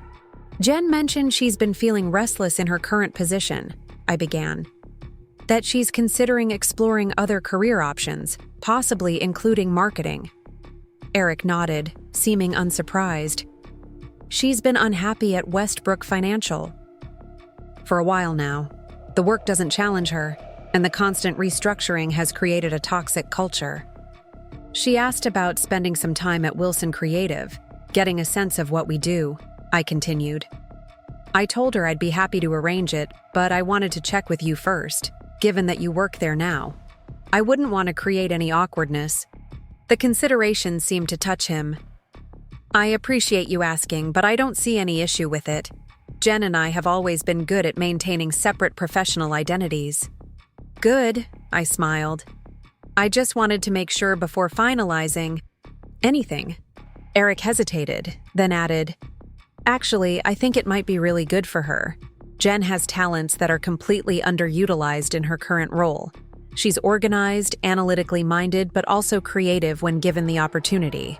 And she connects with people authentically." "I've always thought she had natural marketing instincts," I agreed. "Even as a child, she could articulate why certain advertisements appealed to her while others didn't." "It's funny," Eric said, a thoughtful expression crossing his face. "I never made that connection before. But you're right. She has an intuitive understanding of what resonates with people. She just hasn't had the opportunity to apply it professionally." "Well, perhaps this exploration will open new possibilities for her," I suggested. "No pressure or expectations, just a chance to see something different." Eric studied me for a moment, that same thoughtful expression lingering. "You know, this is something I've come to admire about you, Maggie. The way you create space for people to discover their capabilities without imposing your own agenda." The observation surprised me. "What do you mean?" "With Zoe's Career Day, with offering Jen this opportunity to explore marketing, even with me and the healthcare initiative, you provide the opening but leave room for people to find their own way through it. It's a rare quality." I felt an unexpected warmth at his insight. "Thank you. I suppose I learned through experience that the best outcomes come when people arrive at their own discoveries rather than following someone else's script." "It's a lesson worth learning," Eric acknowledged, a hint of self-deprecation in his tone. "One I'm still working on, to be honest." Our conversation shifted to the upcoming Parkside presentation, but I found myself reflecting on Eric's observation throughout the day. Had I consciously developed that approach to mentorship and family guidance, or had it evolved naturally over time? Either way, it felt affirming to have it recognized, particularly by someone who had once seemed determined to dismiss my professional capabilities. The Parkside Hospital presentation the following week proved to be a turning point for both Eric and the healthcare initiative. As planned, I opened with a brief overview of Wilson Creative's vision for healthcare marketing in the digital age, emphasizing our commitment to authentic patient engagement rather than mere promotion. Then I handed the floor to Eric, who delivered, A presentation that struck the perfect balance between innovative thinking and practical implementation. The Parkside executives, initially reserved and somewhat skeptical, gradually warmed to the approach, asking increasingly engaged questions and ultimately expressing genuine enthusiasm for the pilot program. By the time we concluded, it was clear we had not just a new client, but a true partner in launching the initiative. As we gathered our materials, Parkside's CMO, Dr. Helen Martinez, approached me directly. "Maggie, this is exactly the kind of fresh thinking we've been searching for. Your team has managed to be innovative without losing sight of the unique sensitivities of healthcare marketing." "That's entirely Eric's vision," I replied truthfully. He recognized the gap between traditional healthcare messaging and how patients actually engage with health information online. Dr. Martinez nodded appreciatively. "Well, you've assembled an impressive team. We're looking forward to working with all of you." In the car on the way back to the office, Eric was uncharacteristically quiet, staring out the window at the spring landscape with an expression I couldn't quite read. "That went exceptionally well," I offered, breaking the silence. "You should be proud of what you've accomplished in such a short time." He turned to me, his expression serious. "Thank you for giving me this chance, for seeing potential in me that I'm not sure I saw in myself after Palmer." "You earned it," I said simply. "All I did was provide the opportunity." "It's more than that," he insisted. "You could have easily written me off after how I behaved at Thanksgiving, after all the dismissive things I said about your work and your abilities. Instead, you've become a mentor to me. I'm not sure I'd have done the same in your position." The candor of his assessment touched me. Perhaps not. But that's part of growing, isn't it? Learning to see beyond our initial reactions to recognize possibilities we might otherwise miss. He nodded slowly. "I'm learning that. From you, actually. Watching how you interact with the team, how you build people up rather than tearing them down to establish your own importance. It's changed how I approach leadership myself." Back at the office, we shared the good news about Parkside with David and the rest of the team. There was a palpable energy as everyone recognized the significance of landing such a prestigious client for our new initiative. Eric was generous in his acknowledgement of the team's contributions, careful to spread credit rather than claim it for himself. Another subtle but meaningful evolution in his leadership style. As the day wound down, I found myself lingering in my office, reflecting on the journey that had brought us to this point. A knock at my door interrupted these thoughts. I looked up to find Eric once again at my threshold, this time with a small gift bag in hand.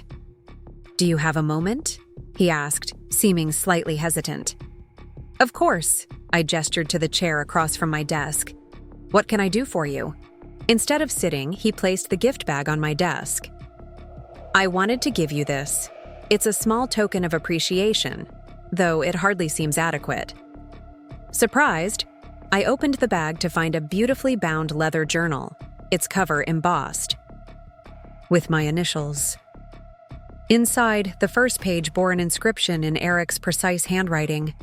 "For Maggie, whose wisdom, grace, and quiet strength have taught me to see beyond my own limitations. With deepest gratitude, Eric." "This is lovely," I said, genuinely touched by the gesture. "Thank you, Eric, though it's really not necessary." "It is to me," he replied simply. I was thinking about significant moments in my career, and I realized today ranks among the most important. Not just because of Parkside, but because it represents something more meaningful. A second chance I might not have deserved but am determined to honor. The vulnerability in his statement struck me. This was so far from the arrogant son-in-law, who had dismissed me at Thanksgiving that it almost seemed like we were discussing a different person entirely. "We all deserve second chances," I said gently. "The measure of character isn't in never making mistakes, but in how we respond to them, whether we learn and grow or simply repeat the same patterns." He nodded, absorbing this. I'm trying to learn, to be better, as a professional, as a husband, as a father, as your son-in-law. I'd say you're succeeding, I offered with a warm smile. Now go home and celebrate with Jen and the kids. This is a day worth marking. After Eric left, I ran my fingers over the smooth leather of the journal, reflecting on the unexpected turns life sometimes takes. What had begun as a painful dismissal at my Thanksgiving table had evolved into something neither of us could have anticipated. A relationship based on mutual respect and genuine appreciation of each other's strengths. That evening, I received a text from Jennifer. Eric just told me about Parkside. Congratulations to both of you. He's walking on air. Thank you for believing in him, Mom. It's made all the difference. I smiled at the message, typing back a simple reply. He earned it himself. I just provided the canvas. As spring deepened, toward summer, plans for our family vacation at Lake Superior took more definite shape. Eric secured a beautiful lakefront cottage with enough space for everyone to have both togetherness and privacy, a balance I increasingly valued in family gatherings. Meanwhile, Jennifer spent 2 days at Wilson Creative shadowing different department heads and getting a feel for various aspects of the business.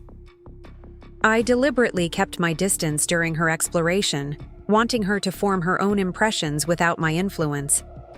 But I observed from afar as she engaged thoughtfully with team members, asked insightful questions, and gradually lit up with an interest I hadn't seen in her professional pursuits for some time. On her second afternoon, she stopped by my office. Before leaving, "Thank you for arranging this," she said, settling into the chair across from me. "It's been eye-opening in the best possible way." "I'm glad," I replied. "Any particular aspects that resonated with you?" She considered this carefully. The strategy work, surprisingly. I always thought of marketing as primarily creative. The designs, the copy, the visual elements. But watching how the strategy team analyzes market needs and consumer behavior, then develops approaches to address them, that appealed to my analytical side while still having a creative component. "You've always had a gift for understanding what motivates people," I observed. "That's at the heart of good strategy work." "Maybe," she acknowledged with a small smile. "I'm still processing everything, but I definitely feel more clarity about what I want and don't want in my next professional step." "Take all the time you need," I assured her. "There's no rush to make decisions." She nodded gratefully. That's what Eric said too. He's been surprisingly supportive about this whole exploration, even though it might mean big changes for our family if I switch careers. "He's grown," I said simply. "We all have, I think." The week before our Lake Superior vacation, Eric's healthcare initiative officially launched with Parkside Hospital as our flagship client.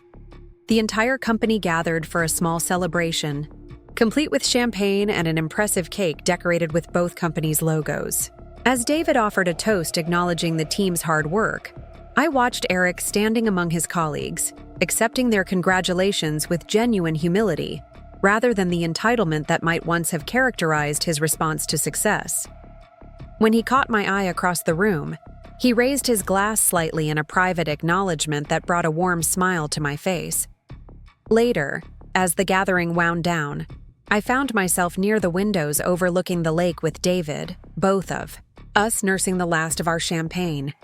"Eric's exceeded every expectation," he observed, following my gaze to where Eric was engaged in animated conversation with our creative director. "When you first suggested hiring him, I had my doubts, not about his qualifications, but about the family dynamics. I've seen those situations go badly more often than not." "So have I admitted. "But sometimes people surprise you if you give them the chance." David studied me with the perceptiveness that had made him such a valuable partner over the years. "It's more than that.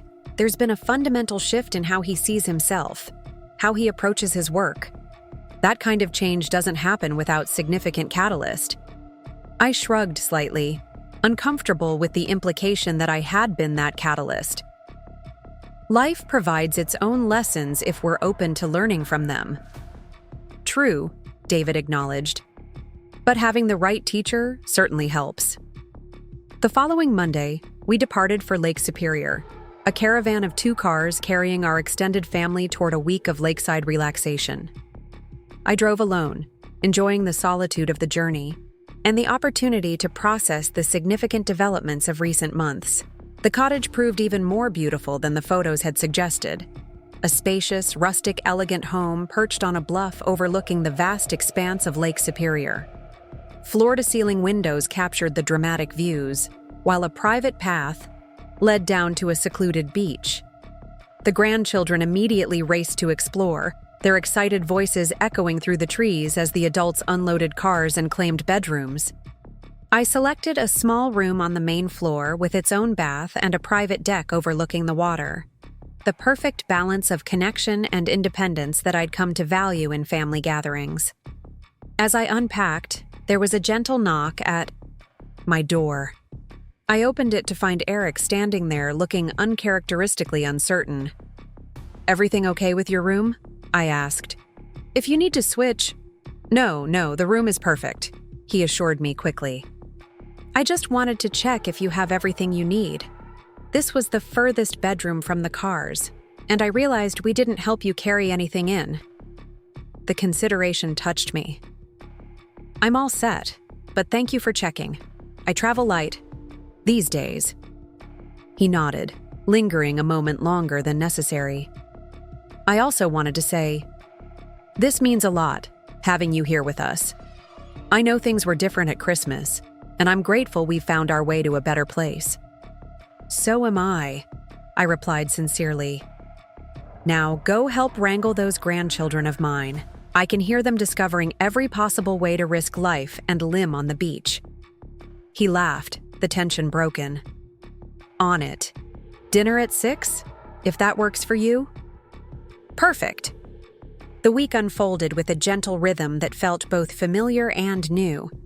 Mornings found most of us on the deck with coffee, watching the sun illuminate the vast lake with golden light. Days were filled with hiking, swimming, reading, and endless games with the grandchildren.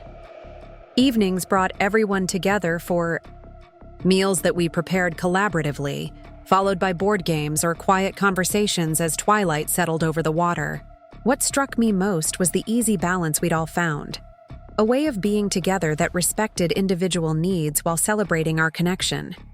I had my solitary morning swims and afternoon reading sessions on the deck, but also fully engaged in family activities when I chose to. No one questioned my occasional absences or made assumptions about my preferences. I was neither the designated grandmother on permanent childcare duty nor excluded from the family's core activities. Midway through the week, I joined Eric and the children on a hike to a nearby waterfall. Zoe and Tyler raced ahead on the trail, their energy seemingly boundless, while Eric and I followed at a more measured pace. "They're growing so fast," he observed, watching them navigate a rocky section of path with confidence. Sometimes I look at Zoe and see glimpses of the adult she's becoming. It's terrifying and wonderful at the same time. "That's parenthood," I agreed. "A constant balance of holding close and letting go." "I've been thinking about that a lot lately," he admitted, "about how to support their independence without abandoning guidance. It's trickier than I expected."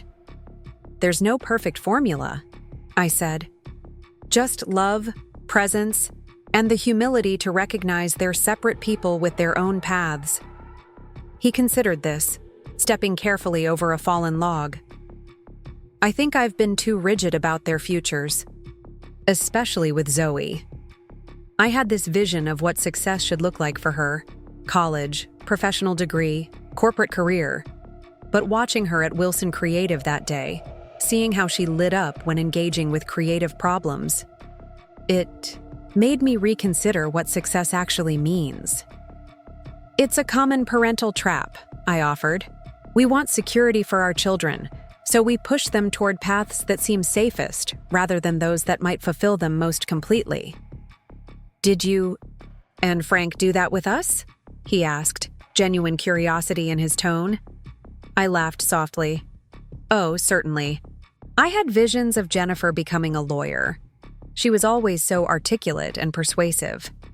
Frank thought Michael would make an excellent engineer. Neither of us anticipated Jen's path into finance or Michael's passion for restaurant management. And yet they both found their way, Eric observed. They did, with plenty of detours and false starts, like most of us. We walked in comfortable silence for a while, the sound of the children's voices drifting back to us from further up the trail. Then Eric spoke again, his tone more hesitant. Can I ask you something personal? Of course. Do you ever regret any of it? The sacrifices you made for family while building your career? The times you might have chosen differently if you'd known then what you know now? The question gave me pause. Not because it was inappropriate, but because it required honest reflection. Regret is too strong a word, I said finally. There are moments I might have handled differently with the perspective I have now. Times I might have been more assertive about my own needs, or clearer about boundaries. But the fundamental choices, to build both a family and a business that mattered to me, no, I don't regret those. He nodded, absorbing this. When I lost the position at Palmer, I was consumed with regret. For mistakes I'd made, opportunities I'd missed, choices that led me to that moment of failure. It was paralyzing. And now? I asked gently. Now I'm starting to see it differently. Not as an ending, but as a necessary redirection. I'm doing work that engages me more deeply than anything at Palmer ever did. I'm more present with Jen and the kids because I'm not constantly chasing validation through career advancement. I'm learning to measure success by metrics other than title or salary. That sounds like wisdom rather than regret, I observed. He smiled slightly. Maybe, or maybe just the beginning of wisdom. I still have a lot to learn. The waterfall, when we reached it, was spectacular. A 30-foot cascade tumbling over ancient rock formations into a clear pool below. The children had already clambered onto rocks at the pool's edge, dipping their hands in the cold water and calling for us to hurry. As we stood taking in the view, Eric spoke again, his voice nearly lost in the sound of rushing water. Thank you, Maggie. For what? I asked, turning to face him. For showing me a different way to be. In work, in family, in life. For not giving up on me even when I gave you every reason to. The simple sincerity of his words moved me more than any elaborate expression of gratitude could have. That's what family does, Eric. Not giving up on each other, even when it's challenging, especially then. He nodded, a look of understanding, passing between us that needed no further words. Then Tyler's voice called from the rocks, "Dad, Grandma, look at this huge fish." And the moment dissolved into the ordinary joy of family discovery. The remainder of our vacation passed with similar moments of connection balanced with comfortable independence. I found myself reflecting on how much had changed since that painful Thanksgiving dinner, not just in external circumstances, but in the fundamental ways we related to each other. Eric, once dismissive of my professional identity and capabilities, now actively sought my guidance and respected my expertise. Jennifer, who had tacitly supported his assessment of me as an aging parent whose primary value lay in family support, now engaged with me as a whole person with valid perspectives beyond motherhood. Even the grandchildren seemed to see me more clearly, not just as the source of cookies and comfort, but as someone with experiences and knowledge worth seeking. On our final evening at the lake, we built a bonfire on the beach, roasting marshmallows, and sharing stories as darkness fell and stars appeared in impressive numbers above the vast expanse of water.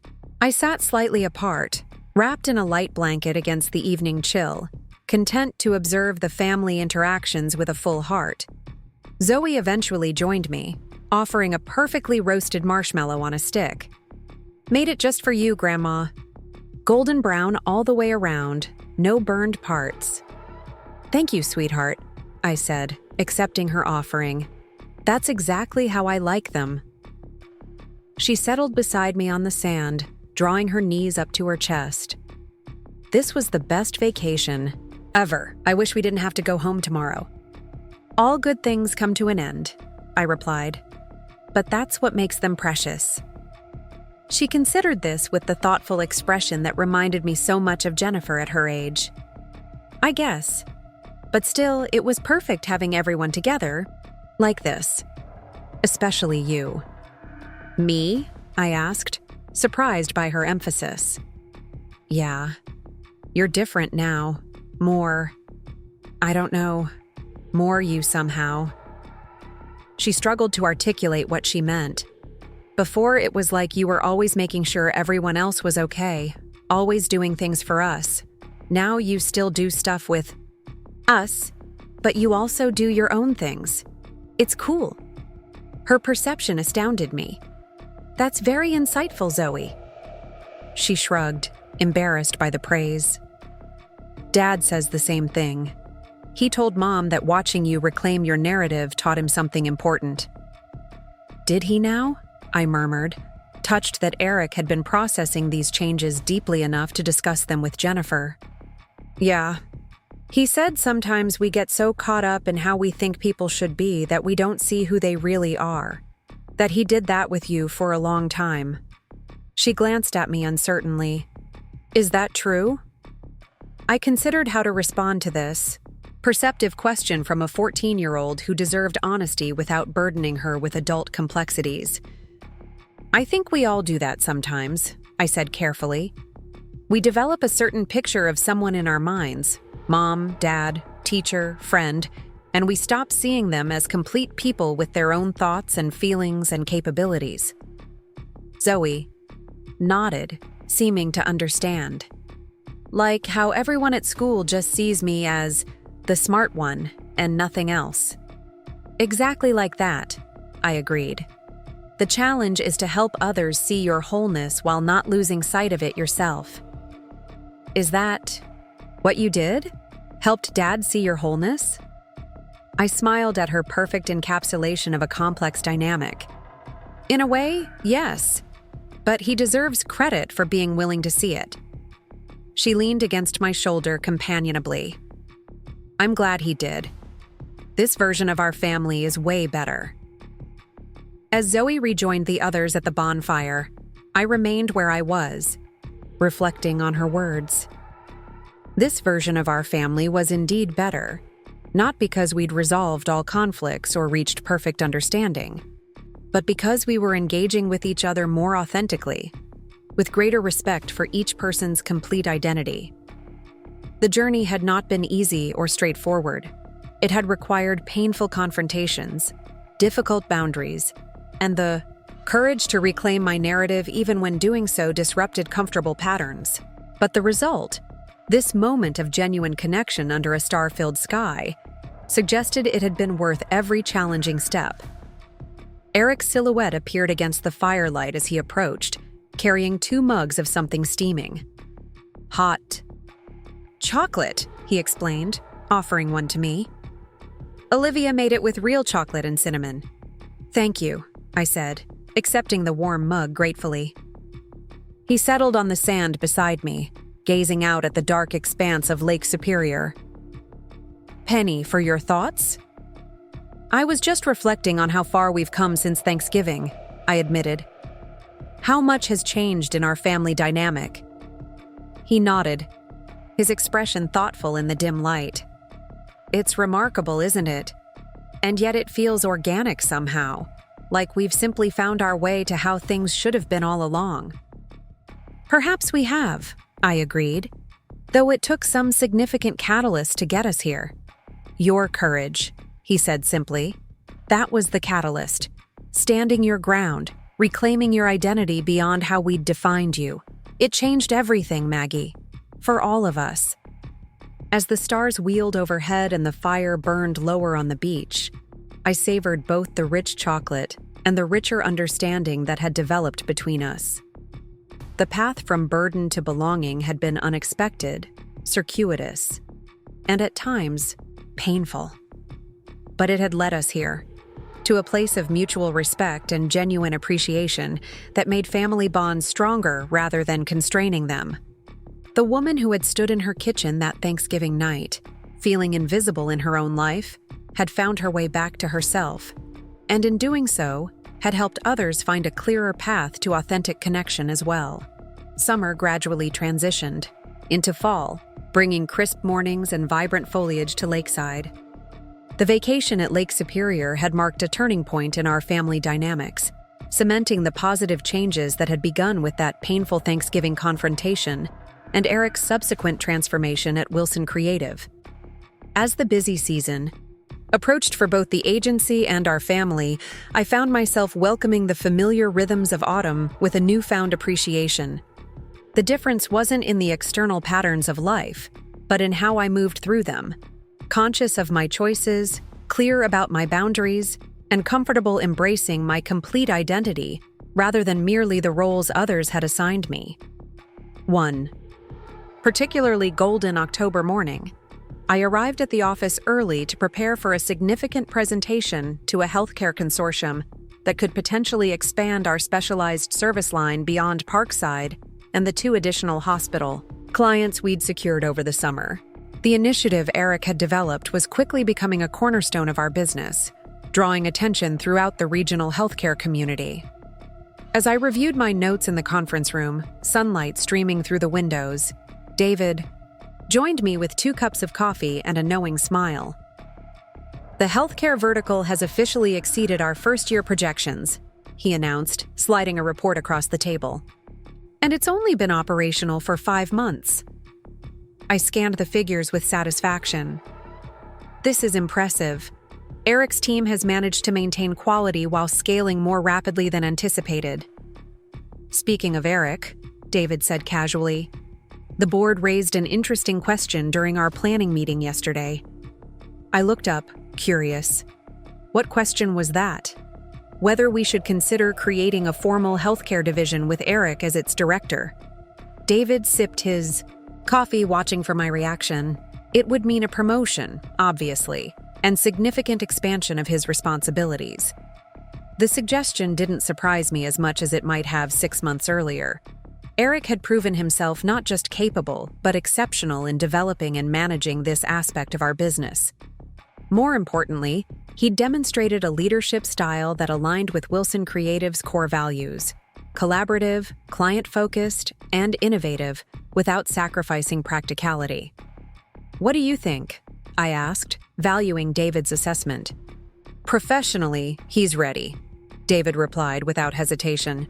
He's earned the team's respect, managed client relationships expertly, and shown real vision for where this service line could go. The only hesitation anyone expressed was about the family connection. I nodded, understanding the concern. That's valid. We've managed the dynamic well so far, but a director-level position would raise the stakes. My thought exactly, David E. Agreed. Which is why I wanted to discuss it with you before taking it further. Would it create complications from your perspective? I considered the question thoughtfully. 6 months ago, I'd have said yes without question. But Eric has been scrupulous about maintaining professional boundaries at work. He's neither leveraged our relationship for advantage nor allowed it to interfere with business decisions. So you're comfortable with the idea? I am, I confirmed. But I'd suggest we implement the same approach we used with his hiring. I'll recuse myself from the formal decision-making process, and the board can evaluate the proposal on its merits. David nodded, seemingly satisfied with this solution. I'll present that approach at next week's board meeting. For what it's worth, I think it's the right move for the company, regardless of the family connection. After he left, I remained in the conference room, reflecting on how dramatically circumstances had changed since that February day when Eric had appeared in my office, resume in hand, his confidence shaken by professional rejection. The journey, from that vulnerable moment to consideration for a director-level position, spoke volumes about his capabilities and character, especially his capacity for growth. Later that afternoon, following our successful presentation to the healthcare consortium, I stopped by Eric's office to share the good news about their positive response. I found him at his desk, on the phone with what appeared to be a client, his expression focused but energized as he discussed strategy options. When he noticed me waiting, he wrapped up the call efficiently and gestured for me to enter. "How did the consortium meeting go?" he asked immediately, his priorities clear, despite what had obviously been an important call. "Very well," I confirmed. "They're interested in pursuing a multi-hospital implementation of the platform, with potential for system-wide adoption by next fiscal year." His face lit up with genuine enthusiasm. "That's fantastic news. The team will be thrilled. Hamilton has been working on scaling solutions for multiple locations, and this would be the perfect opportunity to implement them." I smiled, appreciating his immediate focus on the team's contributions rather than his own. "Your leadership on this initiative has been exceptional, Eric. The entire company has noticed." He accepted the compliment with a gracious nod, a far cry from the entitlement he might once have displayed. "It's been the most rewarding professional experience of my career. Building something from concept to successful implementation, seeing the real impact it has for our clients, it's what I always wanted in marketing but rarely found at Palmer." "Speaking of your role here," I began, deciding that transparency was the best approach. "David mentioned the board is considering creating a healthcare division with you as director." Surprise flickered across his face, followed by a more complex emotion I couldn't quite read. I had no idea that was being discussed. "It's preliminary," I clarified. "And to be clear, I've recused myself from the formal decision-making process, just as I did with your hiring. This would be based entirely on your professional performance and the business case for the division." He nodded, seeming to appreciate the boundaries. "I understand, and I respect that approach completely." He paused, then added, "Regardless of what happens with the formal position, I'm grateful for the opportunity to build this initiative. It's changed everything for me professionally." "You've earned it through your own merit," I replied simply. "I merely provided the canvas, as I told Jennifer months ago." A small smile crossed his face at this reference. "She told me you said that. But we both know it was more than that, Maggie. You saw potential when you had every reason to see only past mistakes." The conversation was venturing into more personal territory than we typically allowed at the office. But given the circumstances, it felt appropriate to acknowledge the complex journey that had brought us to this point. Perhaps the most valuable skill in both business and family is the ability to see beyond immediate circumstances to longer patterns and deeper possibilities, I suggested. "You've demonstrated that yourself with this healthcare initiative, seeing beyond conventional approaches to what might be possible." He considered this thoughtfully. "I suppose I have, though I had an excellent teacher in that regard." Before the moment could become too sentimental for a professional setting, I shifted back to practical matters. The consortium would like a follow-up meeting next week to discuss implementation timelines. "I think you should lead that conversation with Hamilton and Teresa, supporting on the technical aspects." Eric nodded, smoothly transitioning back to business mode. "I'll coordinate with them today and start preparing materials. We should emphasize the phased approach to minimize disruption to their existing systems." As I left his office, I felt a quiet pride in the professional he had become. Not just competent, but thoughtful, collaborative, and principled in his approach to leadership. Whatever the board decided about the director position, Eric had found his place at Wilson Creative through genuine merit rather than family connection. That evening, I hosted a small dinner at my home for Jennifer, Eric, and the grandchildren, a casual Friday tradition we'd established since returning from Lake Superior. Unlike the elaborate holiday meals I'd once felt obligated to prepare, these gatherings were simple and low-key, usually a one-pot meal or something we prepared together, followed by board games or movies depending on everyone's energy level. As we cleared the table after a hearty autumn stew, Jennifer nudged me gently. "You seem especially content tonight, Mom. Good day at work?" "Very good," I confirmed, rinsing plates before loading the dishwasher. "The Healthcare Consortium presentation went well, and the business overall is thriving. David tells me we're ahead of projections for the quarter." "That's great," she said, then hesitated slightly. "Actually, I wanted to talk to you about something work-related. Do you have a few minutes after the kids are settled with their movie?" "Of course," I agreed, curious about her tone. Once Zoe and Tyler were absorbed in their film in the living room, the three of us gathered around the kitchen island with cups of tea. Eric seemed to know what Jennifer wanted to discuss, his expression supportive as she gathered her thoughts. "I've made a decision," she began, her voice steady but with an undercurrent of excitement. "I'm leaving Westbrook Financial at the end of the month." Though not entirely surprised given her previous exploration of career options, I was struck by the definitiveness of her announcement. "That's a significant change. Have you decided what's next?" She nodded, exchanging a quick glance with Eric. "I've accepted a position with Lakeside Community Foundation as their Director of Strategic Partnerships. It's a role that combines my financial background with more creative, community-focused work." "Jennifer, that's wonderful," I said, genuinely pleased by how energized she seemed about this new direction. "The foundation does important work in the community."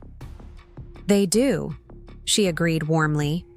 "And this role will let me help expand their impact through new partnerships with local businesses and organizations. It feels like the perfect blend of my analytical skills and my desire to do more meaningful work." "She's going to be amazing at it," Eric added, his pride evident. The foundation practically created the position after their initial conversations about her background and ideas. I studied my daughter's face, noting the spark of excitement that had been missing when she discussed her work at Westbrook.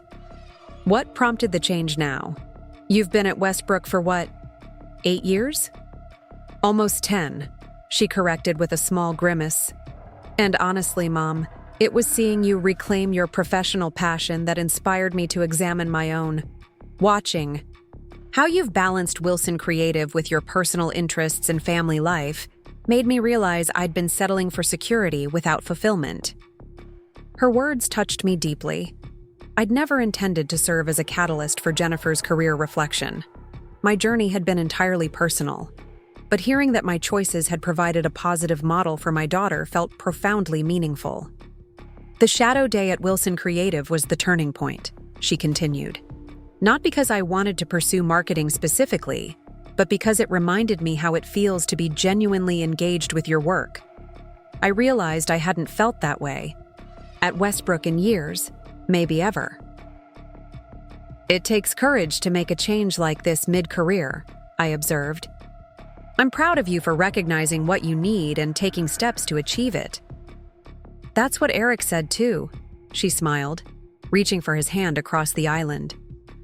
"He's been incredibly supportive through the whole process, even though it means some adjustments for our family routine." "We're figuring it out together," Eric added. "Just like we did when I transitioned to Wilson Creative. Different schedules, different pressures, but ultimately a better balance for both of us."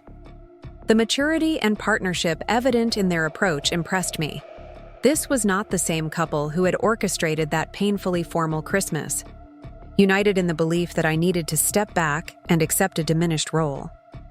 They had evolved individually and together toward a more balanced understanding of career, family, and personal fulfillment. "When do you start the new position?" I asked, already thinking about how I might support this transition. "November 1st, Jennifer replied, "which gives me 3 weeks to wrap things up at Westbrook and take a short break before diving in. The foundation understands I'll need some time to get oriented, especially since the role is newly created." If there's anything I can do to help during the transition, with the kids or just as a sounding board, please let me know, I offered. Actually, Jennifer began, exchanging another glance with Eric. We were hoping you might be willing to have the kids for an overnight the weekend before I start. Eric has a conference in Chicago that same weekend, and I'd planned to use that time to organize my home office and prepare mentally for the new role. I'd love to have them, I replied, immediately, noting with satisfaction that the request was framed as a genuine ask rather than an expectation. We could make it a special grandparent weekend, maybe visit the Science Museum and have dinner at that pizza place they love.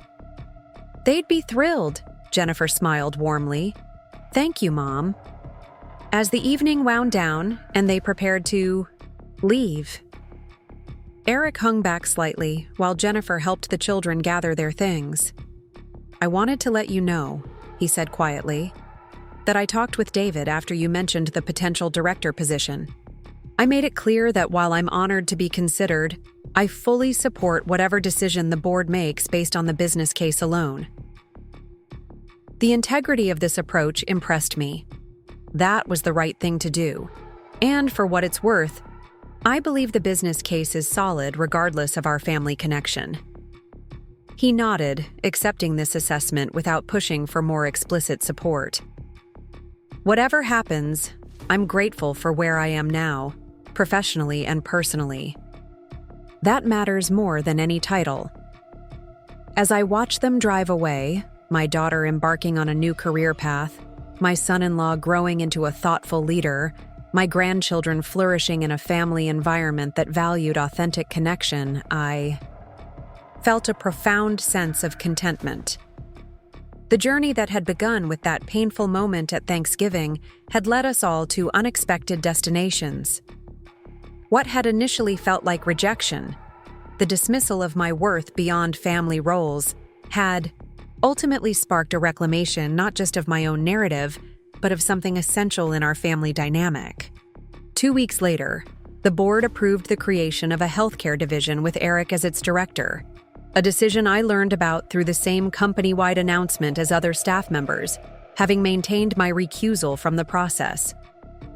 The email from our board chair cited Eric's exceptional leadership and strategic vision in developing our healthcare vertical as the primary factors in their decision. Later that day, I stopped by Eric's office to offer a simple congratulation, professional and appropriate for our workplace setting. His response, a quiet, "Thank you, Maggie, I won't let you down," carried the weight of a journey that had transformed not just our individual perspectives, but our understanding of each other. The following Sunday, we gathered at Michael and Olivia's house for a casual family dinner. As conversation flowed around the table, Jennifer excited about her upcoming role at the foundation, Eric sharing plans for the healthcare division, the grandchildren interjecting with their own news and observations, I found myself observing with quiet appreciation how far we had all come. "You're smiling that mysterious smile again, Mom," Michael noted during a lull in conversation. "What are you thinking about?" I considered how to express the complex reflections swirling through my mind. "Just appreciating the journey," I said. Finally, how life takes unexpected turns, and sometimes what seems like an ending is actually a beginning. Like Dad losing his job and ending up in a better position, Zoe suggested, her perceptiveness once again surprising me. Or like Mom finding work that really matters to her, Tyler added, not to be outdone by his sister. Exactly like that, I agreed, touched by their understanding. Life rarely follows the path we expect, but that doesn't mean it isn't taking us exactly where we need to go. Eric caught my eye across the table, a look of deep understanding passing between us. From burden to belonging, from dismissal to dignity, from assumption to appreciation, we had traveled a path neither of us could have anticipated that Thanksgiving Day. And in that journey, we had all found something precious. The courage to see each other completely, beyond the limiting roles and expectations that so often define family relationships. That perhaps was the most valuable lesson of all. That authentic connection begins with the willingness to see and be seen in all our complicated, evolving humanity. As the evening continued with laughter and conversation flowing freely around the table, I felt grateful not just for where we had arrived, but for the difficult path that had brought us here. Some lessons can only be learned through challenge, some growth only achieved through pain. But the family gathered around this table, stronger, more authentic, more respectful of each member's full identity, was living proof that the journey, however unexpected, had been worth every step. Up next, you've got 2 more standout stories, right on your screen. If this one hit the mark, you won't want to pass these up. Just click and check them out.